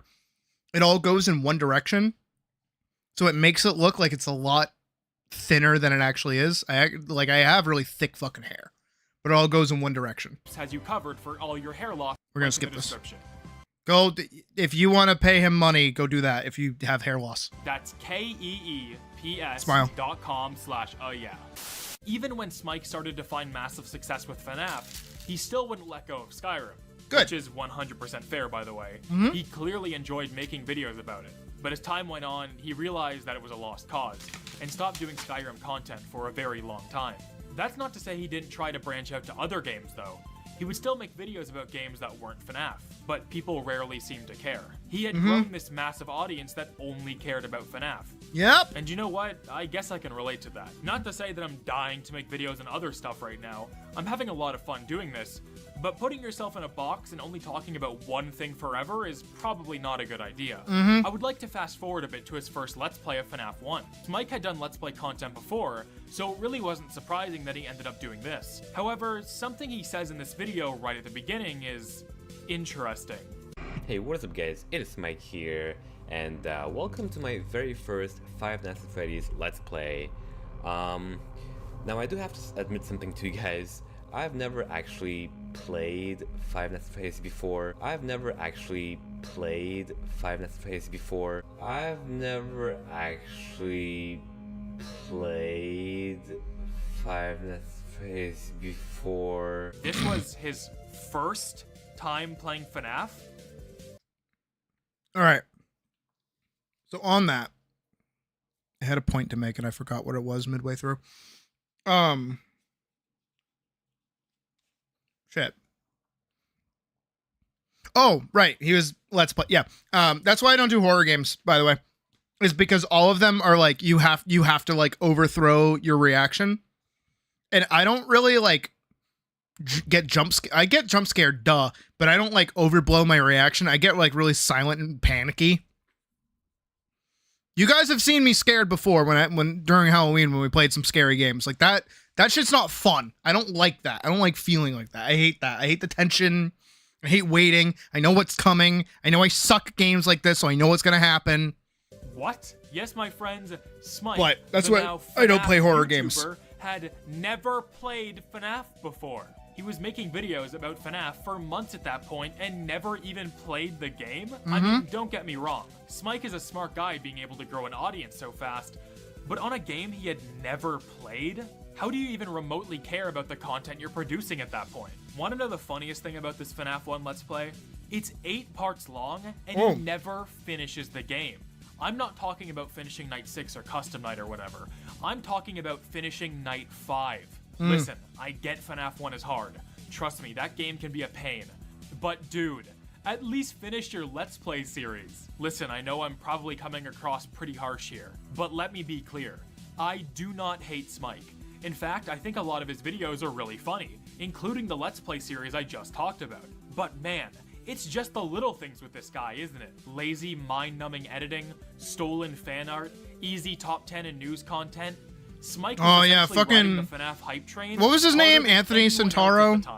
Well, all these Andrew Centauro? To a lot. And it seems what was his like name? people in the FNAF community at the time, the one who's like who got like canceled like forever fact, ago for like most copying people pasting all his hated top 10 videos. This hatred slowly brewing up in the background would lead to the most infamous event in all of Smike's channel. One that would force him to delete almost every FNAF top 10, cost him multiple channel strikes, and ruin his reputation even more than it already was. Damn! So you know how I mentioned that he would use fan art in his top 10 videos? Yep. Well, some other people noticed this as well.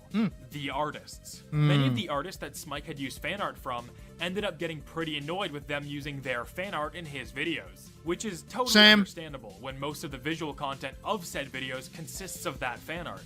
He never asked anybody if he could use their fan art as well, which just added to the controversy. All of this built up until September 26th, 2015, when Smike would receive 2 different copyright strikes on 4 of his FNAF top 10 videos. In a last-ditch effort to save his channel from termination, Smike decided to delete every single top 10 that used fan art.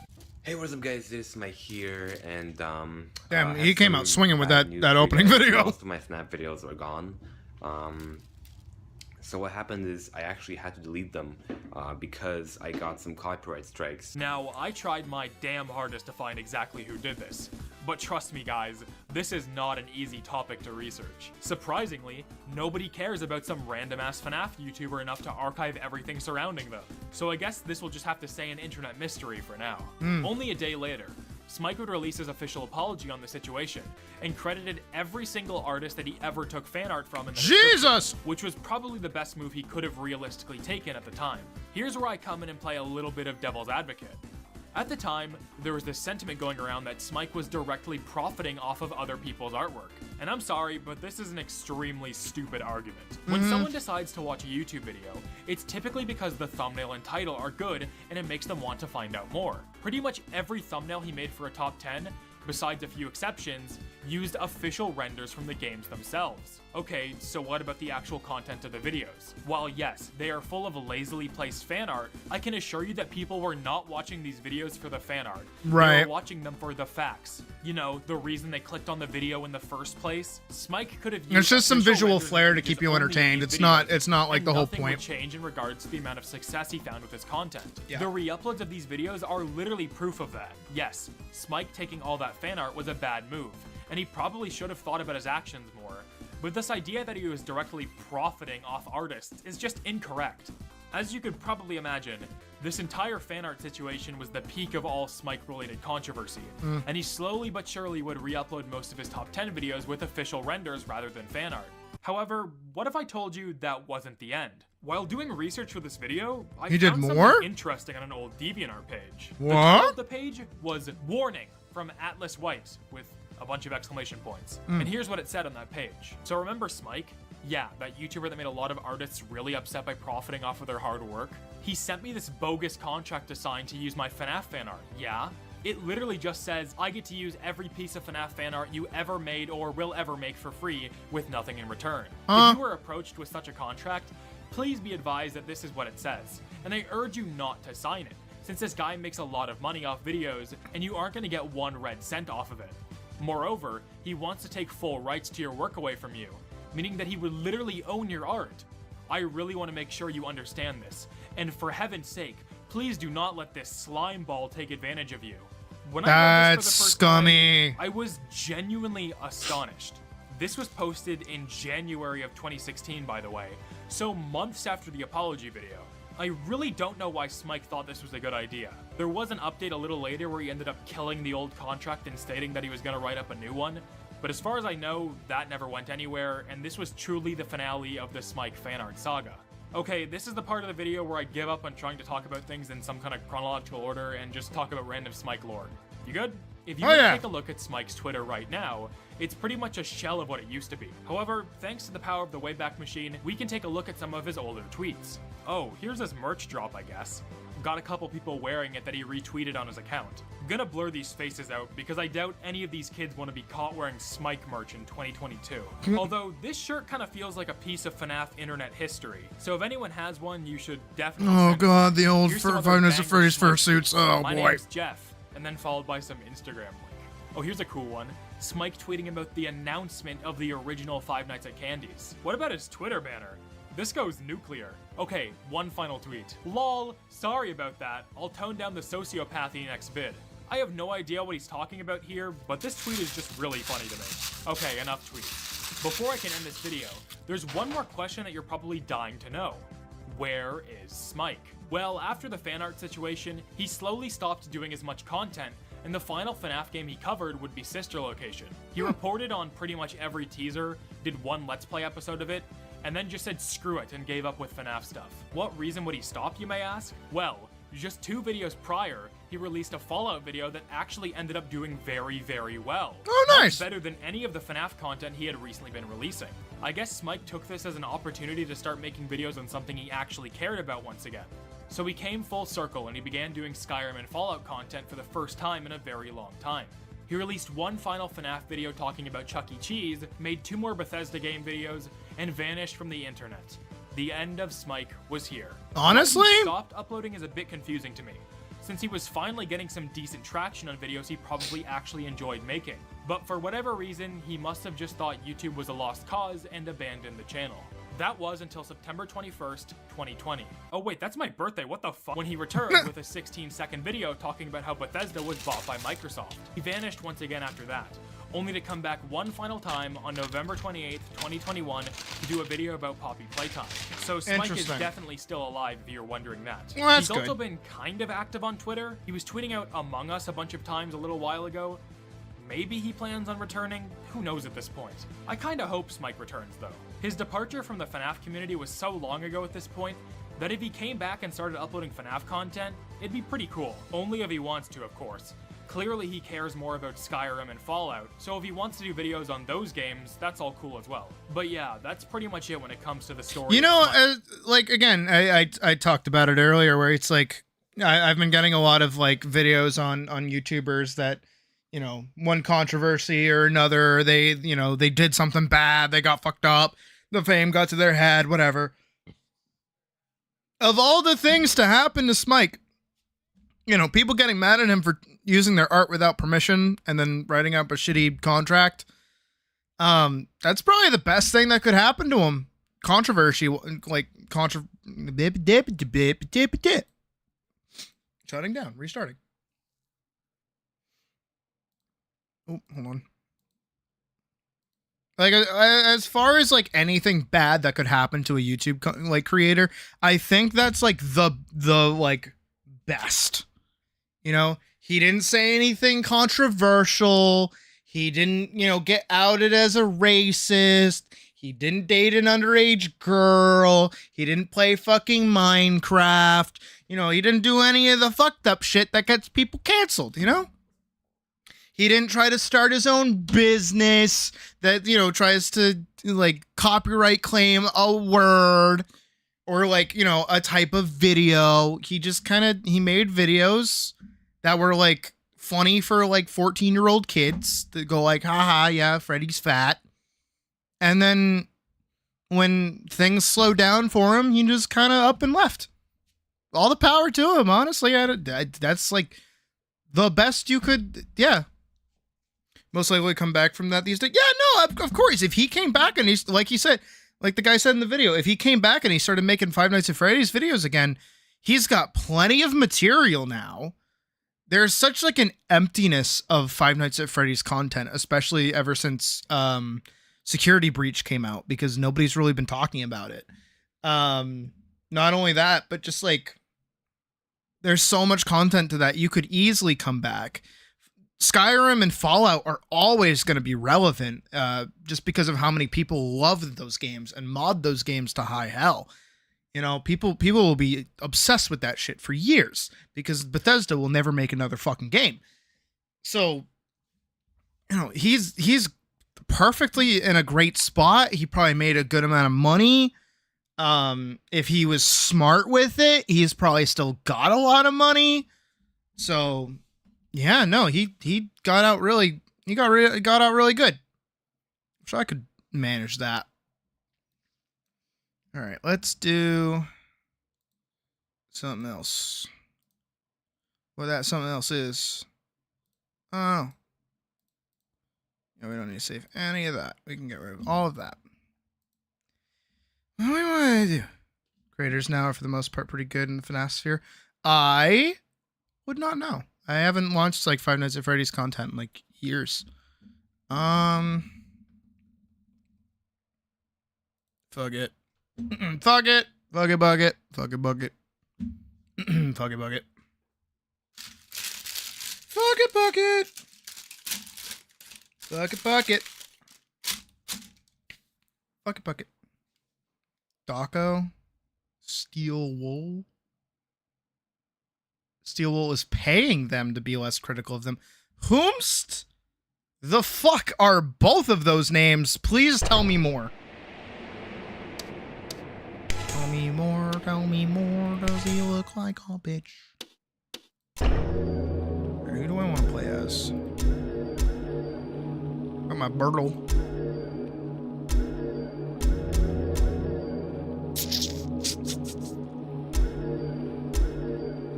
Mystic, I got a fighter. I want to make you a bandit, so I don't have two bandits. I don't have a... Go be. Let's make another fighter, shall we? What should I make them? Maybe another Chang? This is the studio that works. Oh! Did not know that.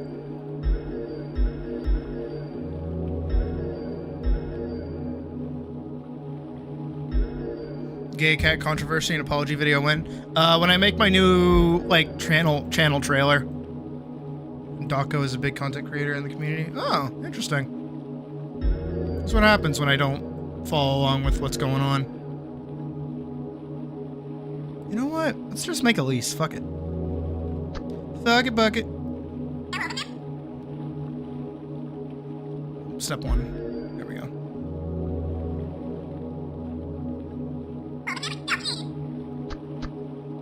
No antlers.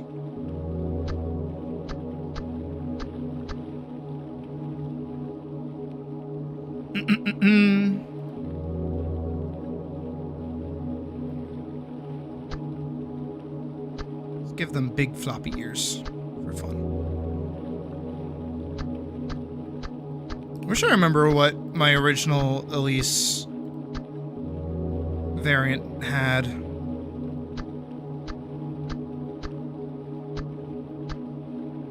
Oh, I think I did that. I think I ran around like that.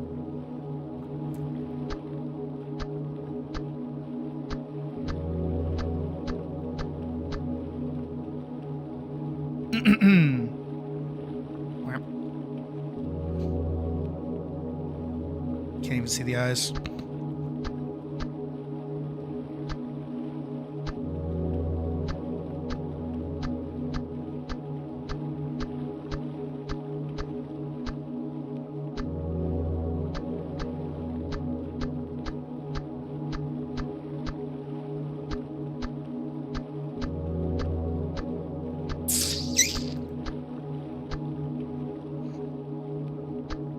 They're all the same! They're all the fucking same! Actually, you know what?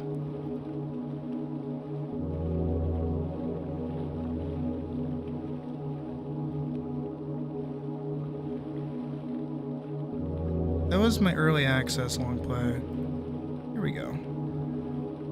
This is during my Halloween stream. Any quests? Let's see if you're up to the tab. Like this? Okay. I see how I made them. See what I did.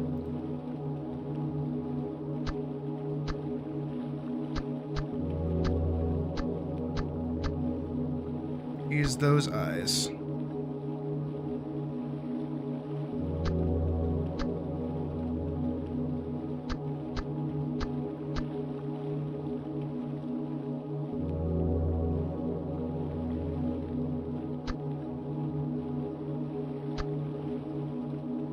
And then I did the Hatsune Miku ears like that, yeah.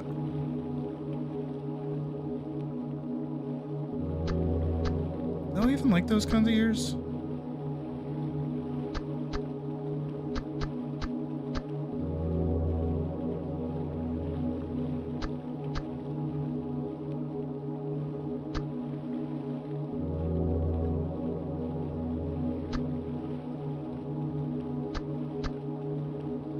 Fuck it, we just go big ears, fuck it.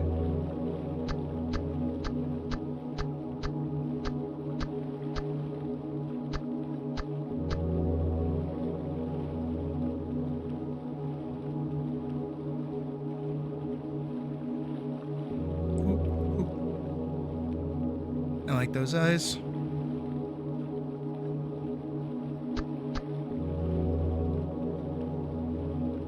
Really short. Wonka's reasonably sized tongue. Big butt. Tail? It's a cat's tail. Fox tail. Honestly, we have so much like coming out of the back of the head. We can reduce that a little bit.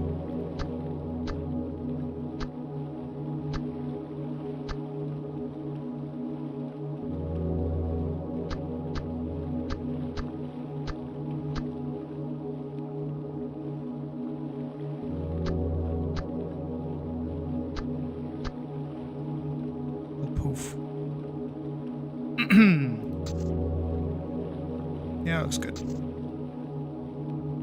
Color-wise, though. I don't really have any out there colored characters, so I think I'm gonna make them blue. And I definitely want to change the eyes then.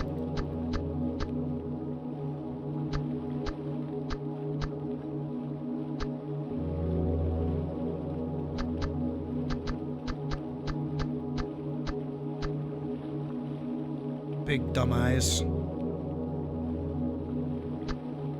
let's go strength and vitality.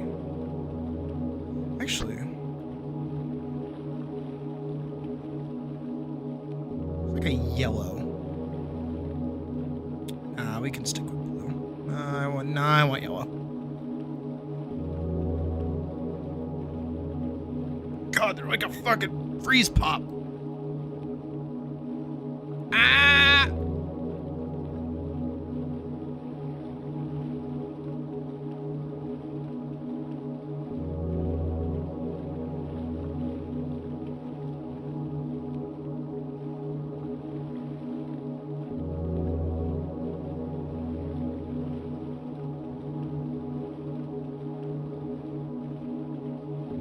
Debating on a name for them.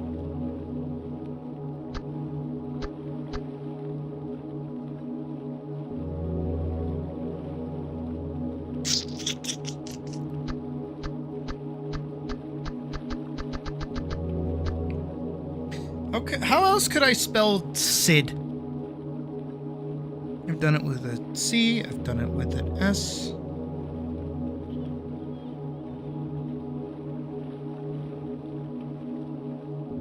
I call them fucking lemonade. Actually, wait.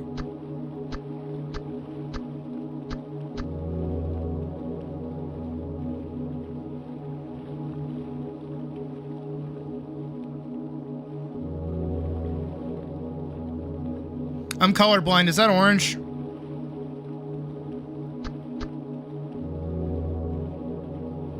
Spiral coming in here with the ancient Chinese.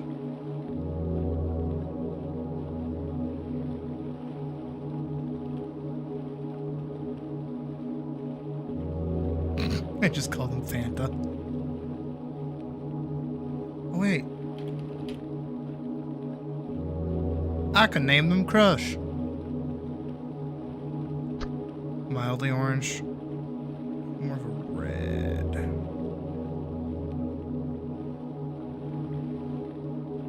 I wish this color wheel was actually accurate.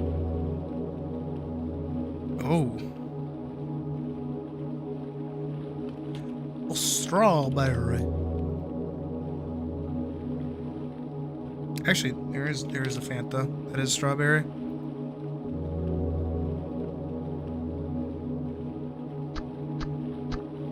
Moom, Chip, Thistle, Tom, Victor, Candy,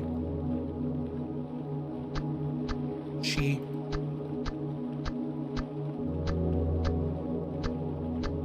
King, Arthur, Sue, Pookie, Jude. Okay, it's like a set amount of name.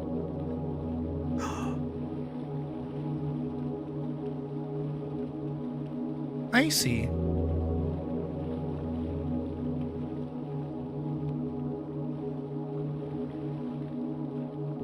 Yeah. Thank you, Jovial.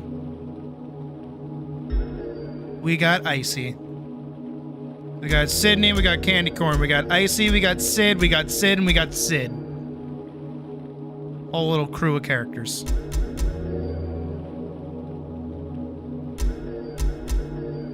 Because this is going to be my second bandit. This is going to be my second fighter. I want me to be like Sword and Shield. I want to be a paladin. My main character, I want them to be a paladin. So should probably get stuff to be a paladin, huh?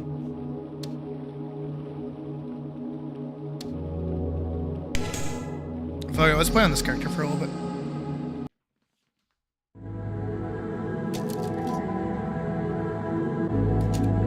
Why is it so fucking loud? Jesus. Also, the server's up using the same data that's in the Discord if anybody wants to join. We'll be running for like an hour.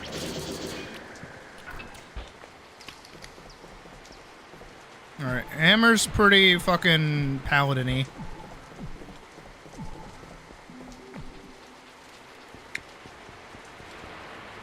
Oh, I have 2 points of melee mastery.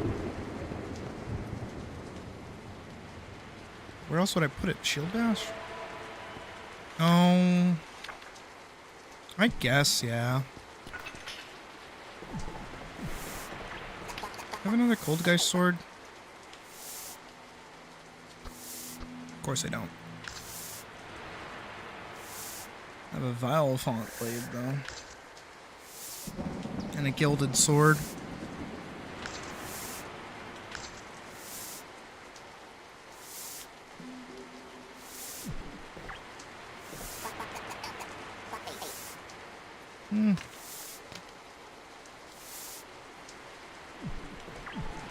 I have like no gear.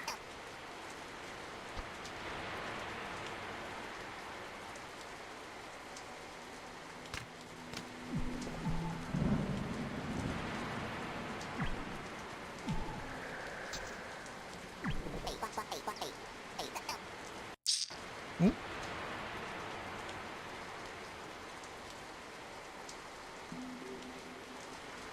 I assume that's somebody joining.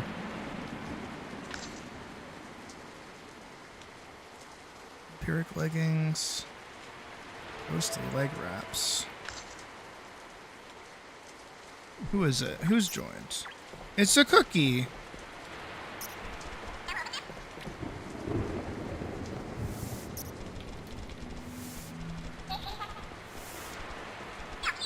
I had to scale up for that one.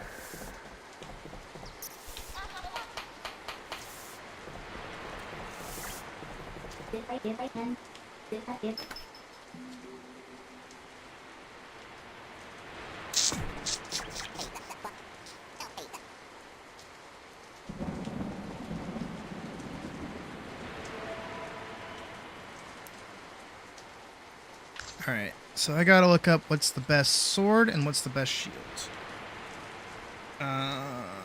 Atlas Wiki. So, best sword is a toss-up between the Cold Geist Blade and Serrated Blade. Quake Pummeler is the best heavy melee. Oh, the Serrated Spear is just the best, huh?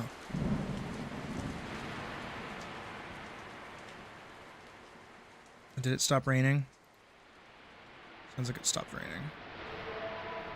Christ Lord Eye is apparently one of the best. Death Ward Cape is good. Rustwise Shield and Rust Weary Shield are the best. And Earthwoken Ring is the best. Do I have anything matching that description?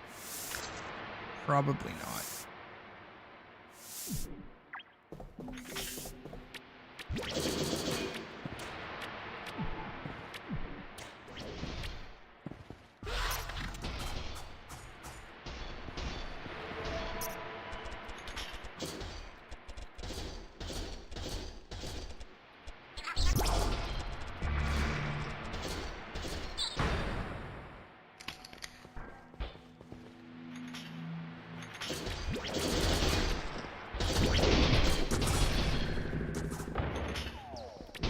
How much damage do I do?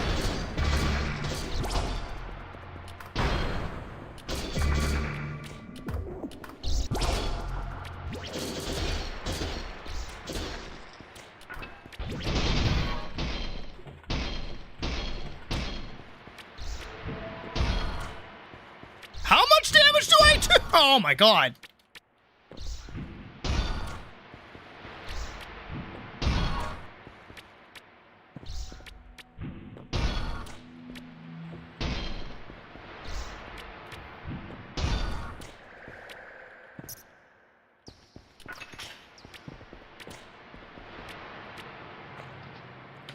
catacombs. I'll ship an invite if you want in. But no pressure. You can do whatever you want. Hopefully it's...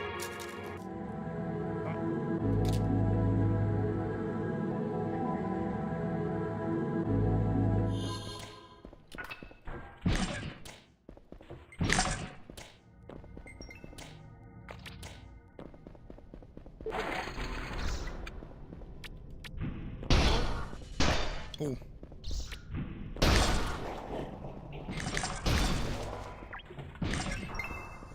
Never just like listen to the sound design in this game.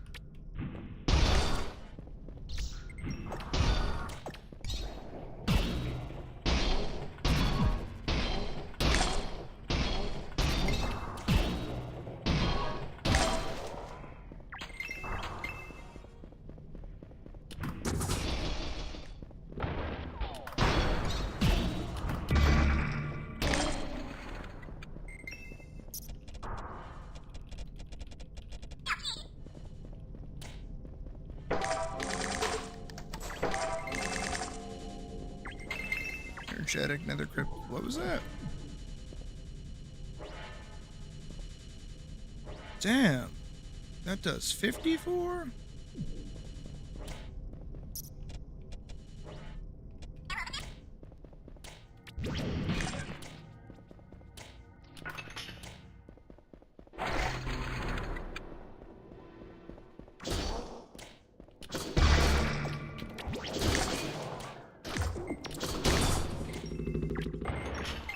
Made a fun sound. Bonk. Ow.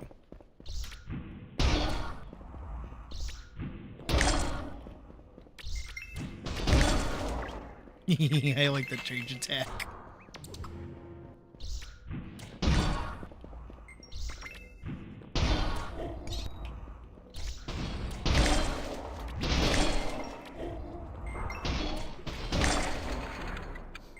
Awesome.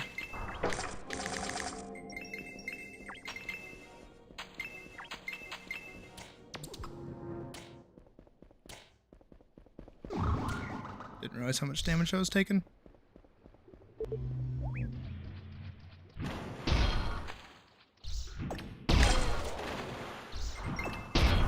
You know what? I'm not even doing the most amount of damage.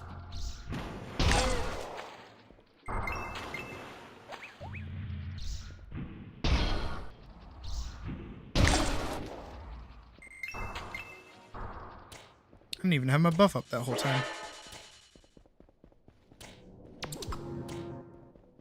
I also think I just missed treasure, so I'll have to backtrack for that.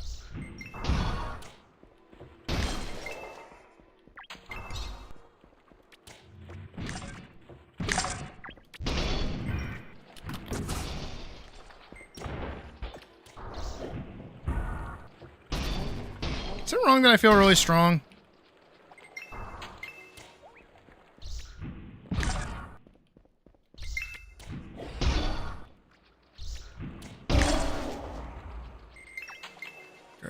Shield. Wonder how good that is.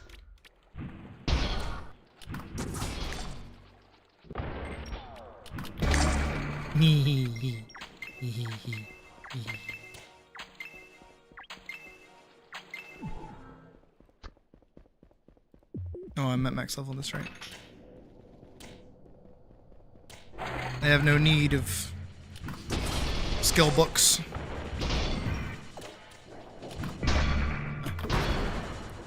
The only thing that can hurt me are the fucking spike traps. Never good at those.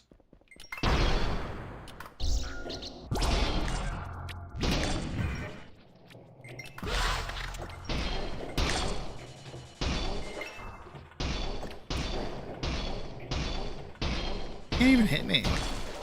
I'm just that much better.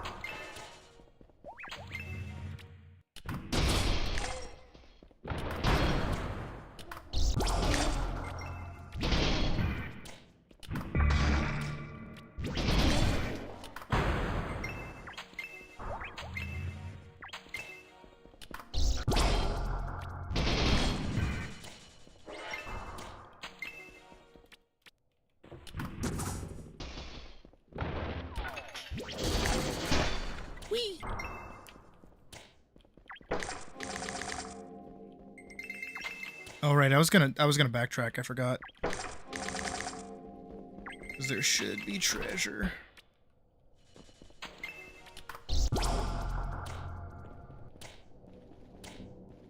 Through here, I think. No? No, not in here. No, I don't think there was.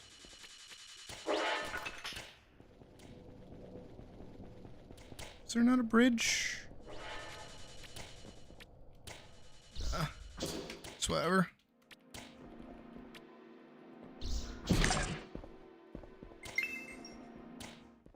Is there? Or are you just being a pirate? Ow, fuck. Ow, fuck.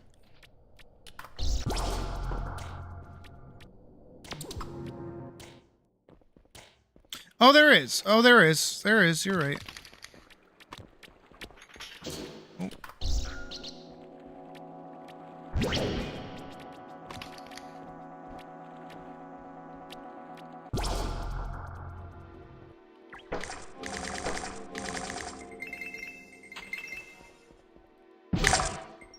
Another crypt tabard.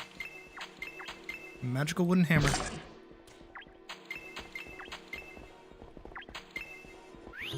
Sweet. Treasure! Can't get around that. It's whatever.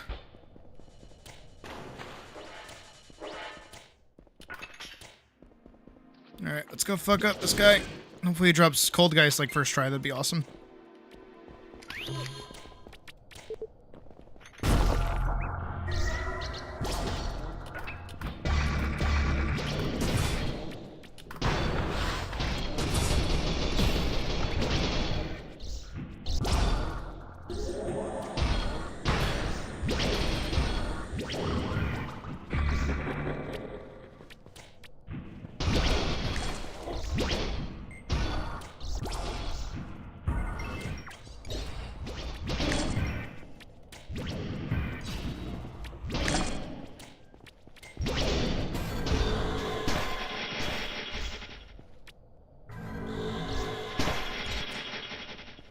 Get over here.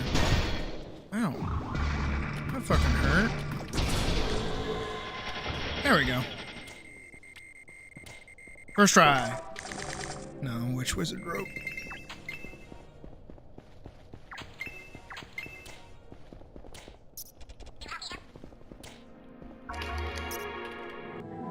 Lame.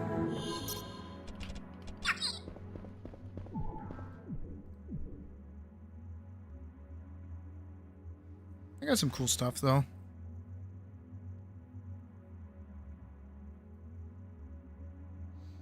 What's the second shield? I didn't look at that. Is a mithril shield. Are you serious? A mithril shield is like... Ah! Okay, fair enough. You know what? I'll take that.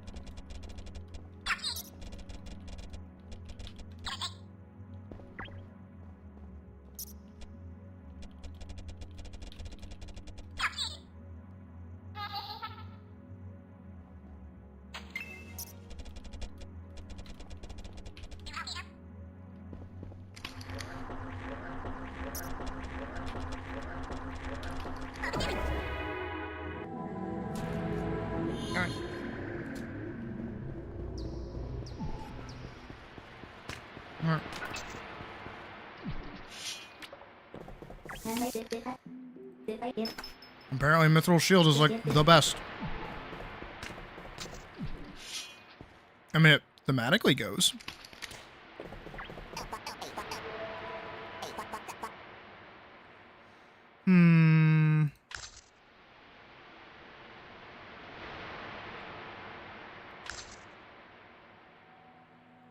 do have 2 of those little tabards.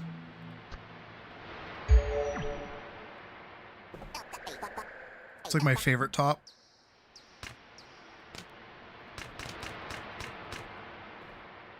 Kill our nether crypt.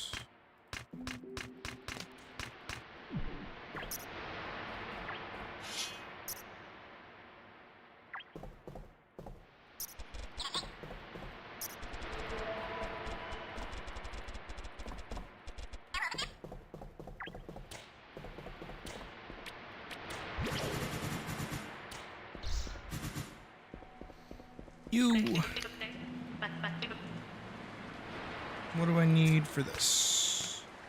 Soul pearls. Okay. Why am I not surprised? Everything needs soul pearls. I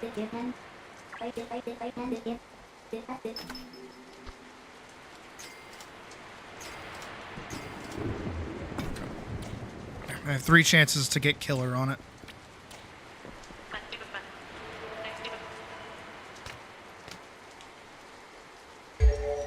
Energetic.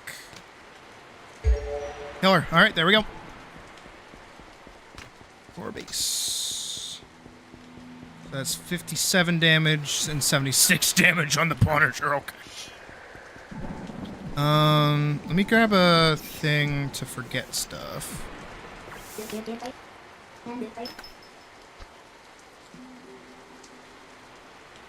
Skill points. Yeah, that's what I want.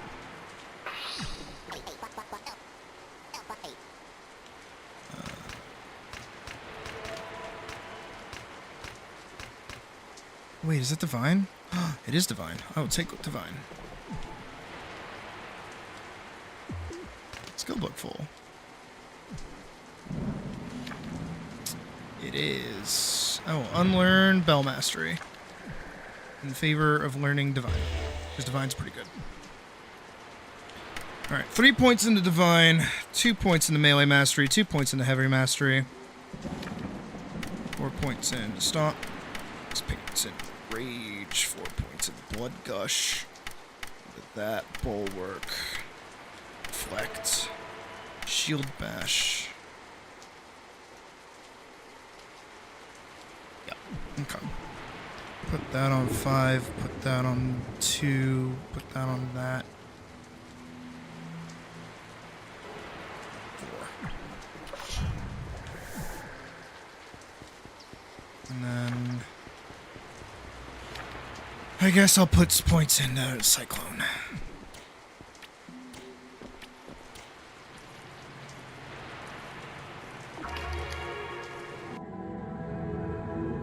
Let me put on music too. Feel bad that I haven't had any music on this whole time. It's been kind of quiet.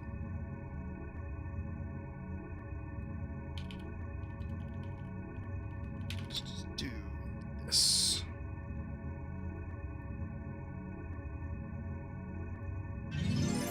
There we go.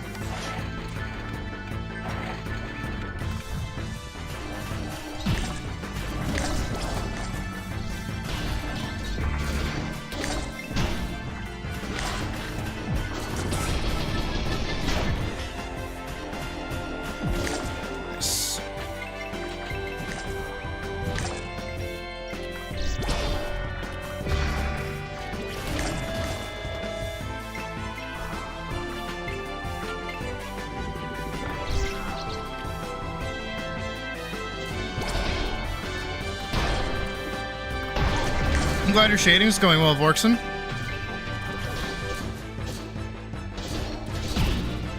It's both like my least and favorite part about making art is when I do shading.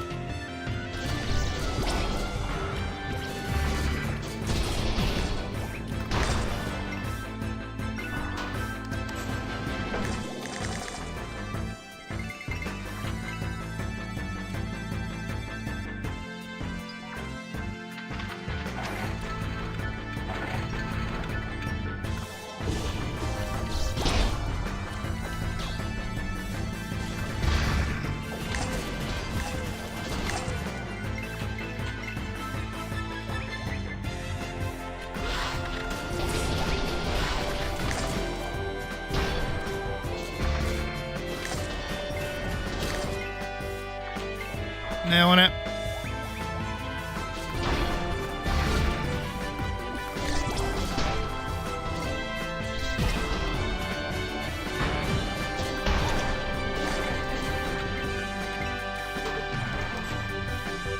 Definitely helps the bowls look like bowls.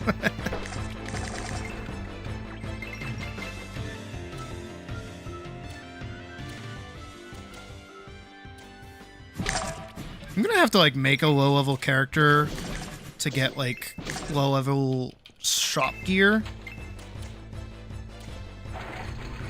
because I really want like more knightly looking armor. I think I get that out of the iron set, which I don't have any saved.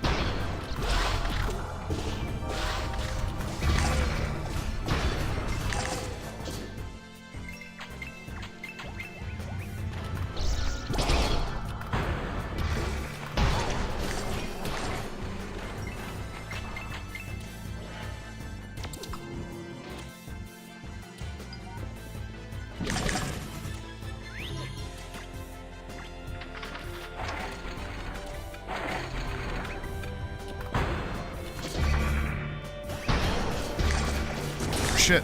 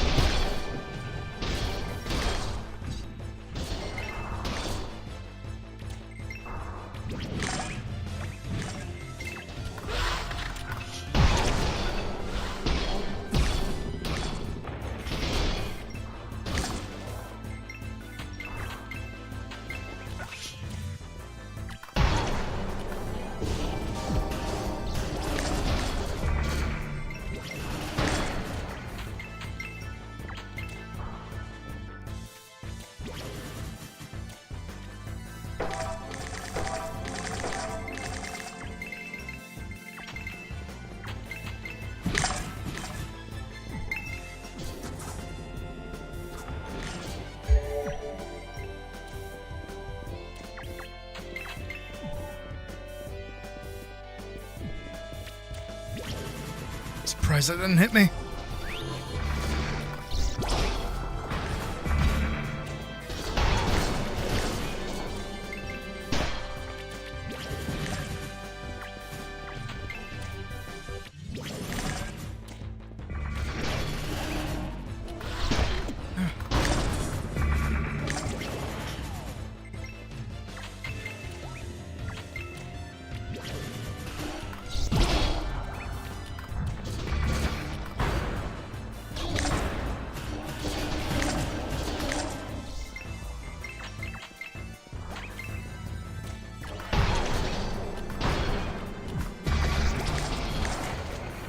Sweet.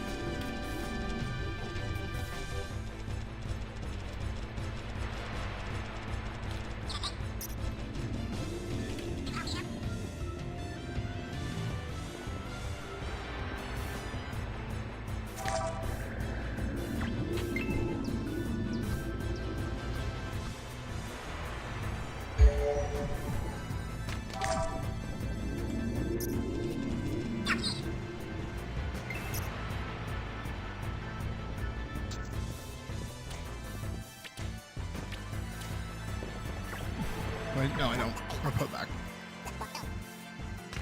Grab that. Do you have a crate? I do.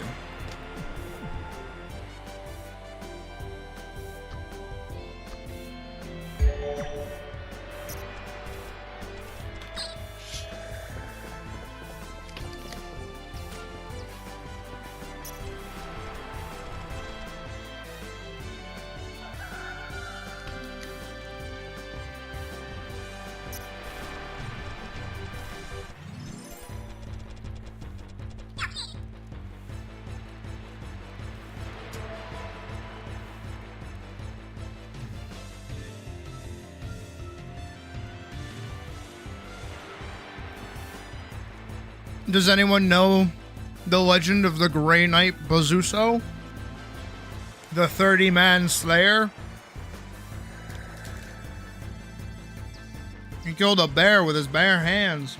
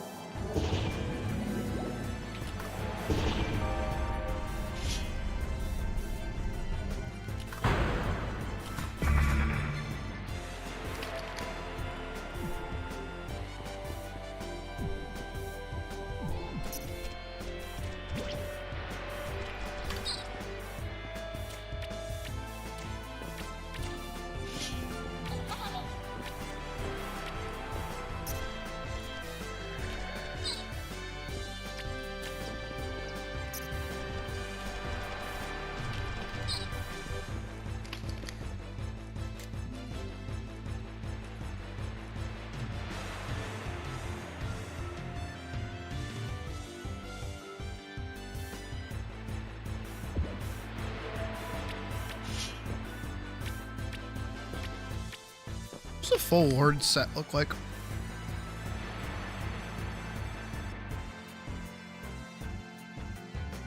Chainmail, King Greaves. King Greaves look like. Oh. Oh, those change color. Interesting. Lord Greaves.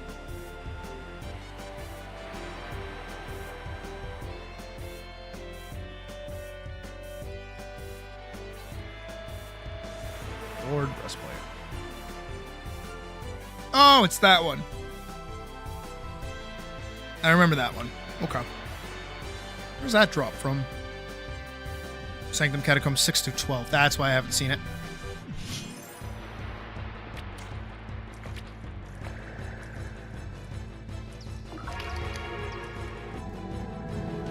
Alright.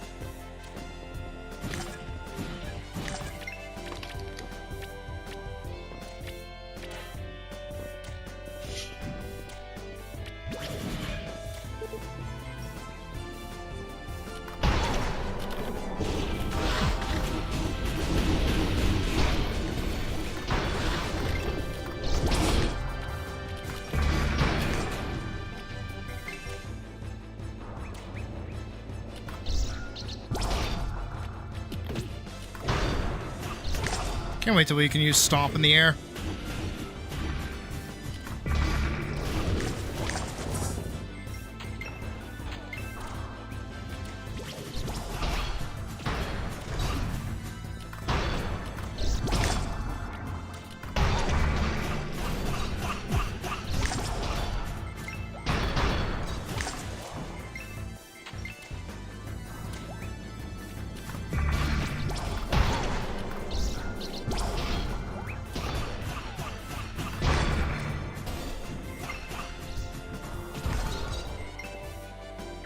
Am I slowed? Oh, I got slowed.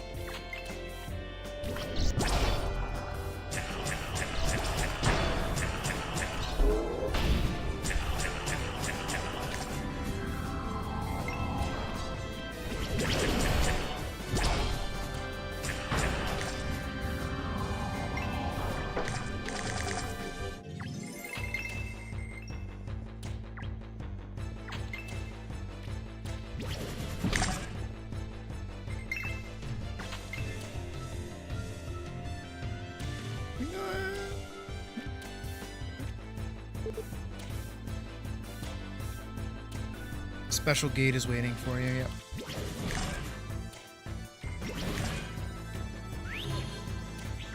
With loot.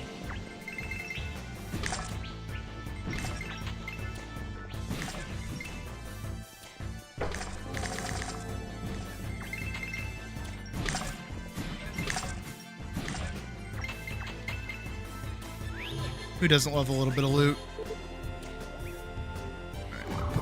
Right here.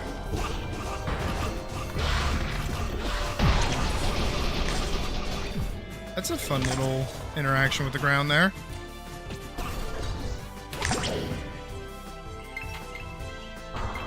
God, I'm remembering that I have charge attacks.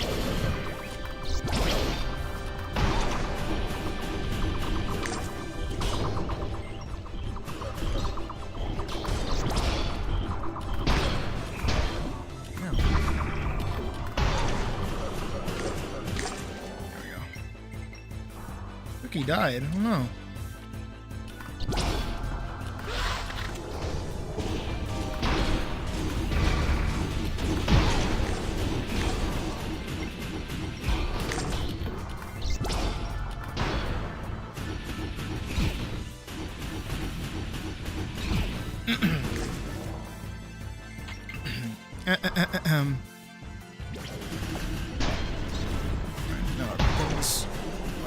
Favorite mob to fight.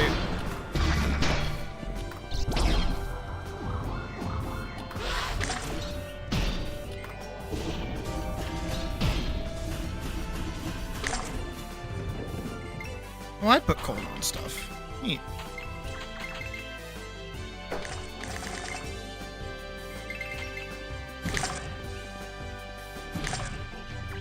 And there's a serrated blade. Technically will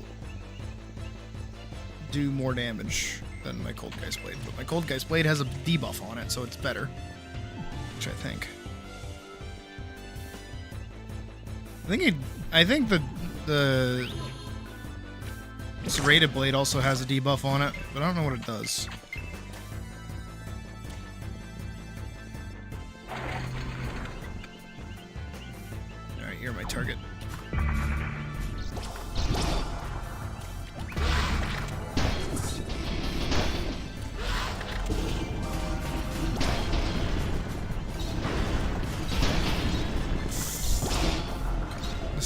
Getting a little out of hand. You're a killer.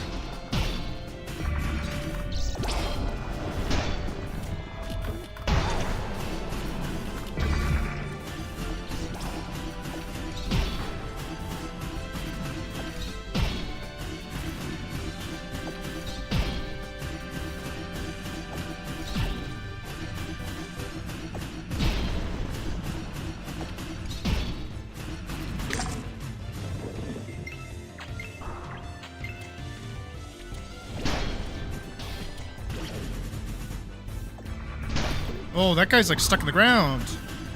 How'd he get in there? How'd he do that?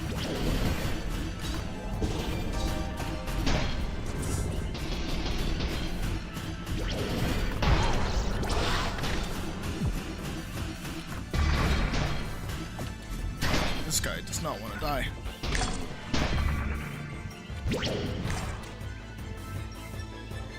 Oh yeah, that was only first wave.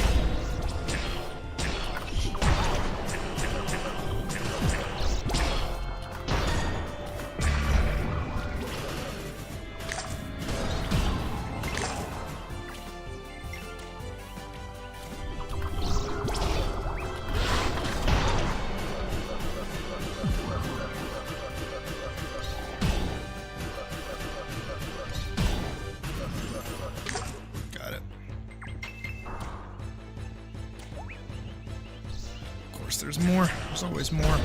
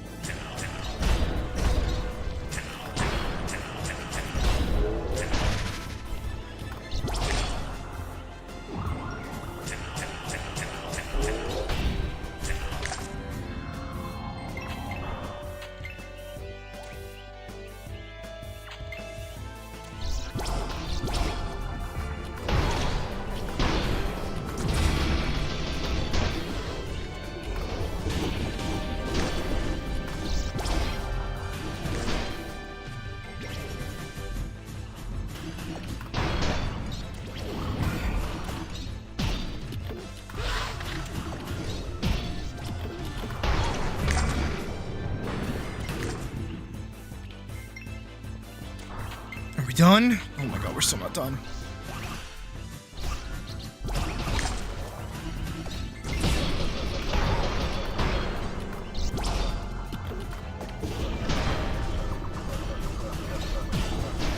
Oh my god.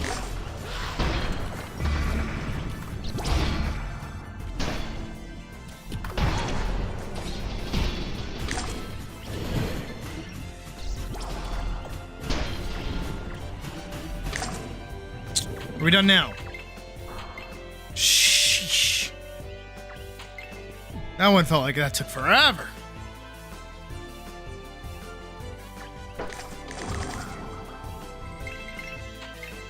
Jade trout ring.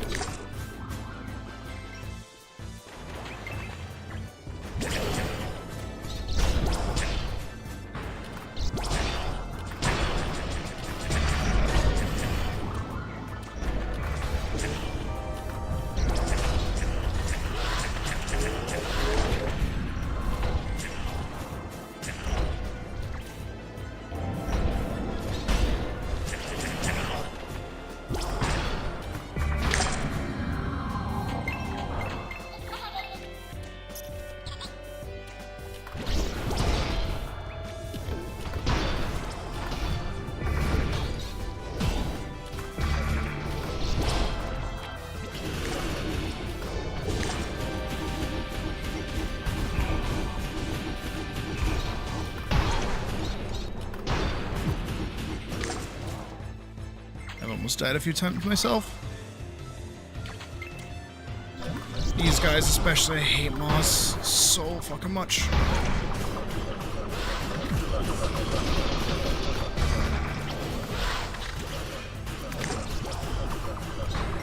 Especially all the buffs they're getting.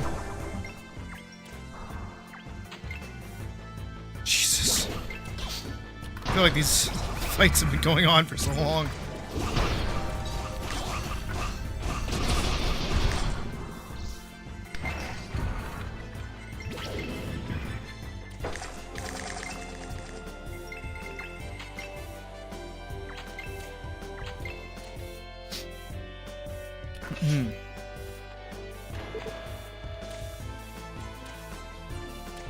All right, I think we're at the boss.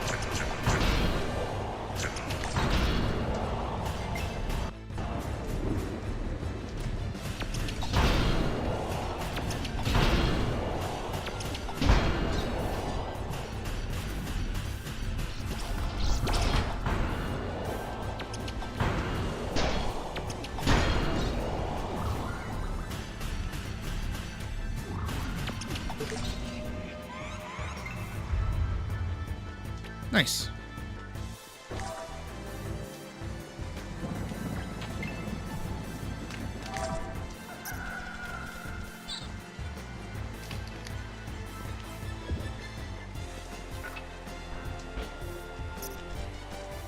Oh. Well, I'll hang on to it till next time.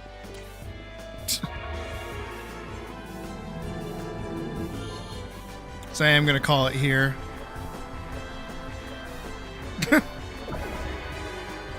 It was divine intervention. Don't worry, next time we play, I'll toss it over to you. Because with that last run, Jesus Christ, did I leave this on loop? Oh no, I didn't. It's just been what's been playing. All right. With all that being said, and all that done. Oh god, you guys get to see the internet, folks. I didn't click the button yet. Hee. Sorry. Let you stare into the void there for a moment. My bad. With all that, tonight has been a fun night, even with, you know, like 5-6ish hours of me struggling to code anything. And for now, we'll put the game idea on hold. I think it'll take some more studying in my free time for me to be able to do anything of import. So we'll do that another time. Until then, I don't really have any ideas for projects or anything else that we can be doing. We can probably start playing Final Fantasy VII Rebirth again, but I don't want to do that tomorrow. Tomorrow I just want to do something chill, so we'll probably play Minecraft or something then. Besides that, we're just chilling out until this weekend where we'll have our first VR chat stream, not VR chat stream, but VR chat meetup. We haven't done one of those in a while, so I'm looking forward to that. Yeah, that's really it for tonight. So I appreciate you guys stopping in tonight. Tomorrow, usual time, all that junk. So, you know, everything will be stock standard. So I'll see you then. Have a good rest of your night. Thank you everybody for stopping by, and see you tomorrow. Bye.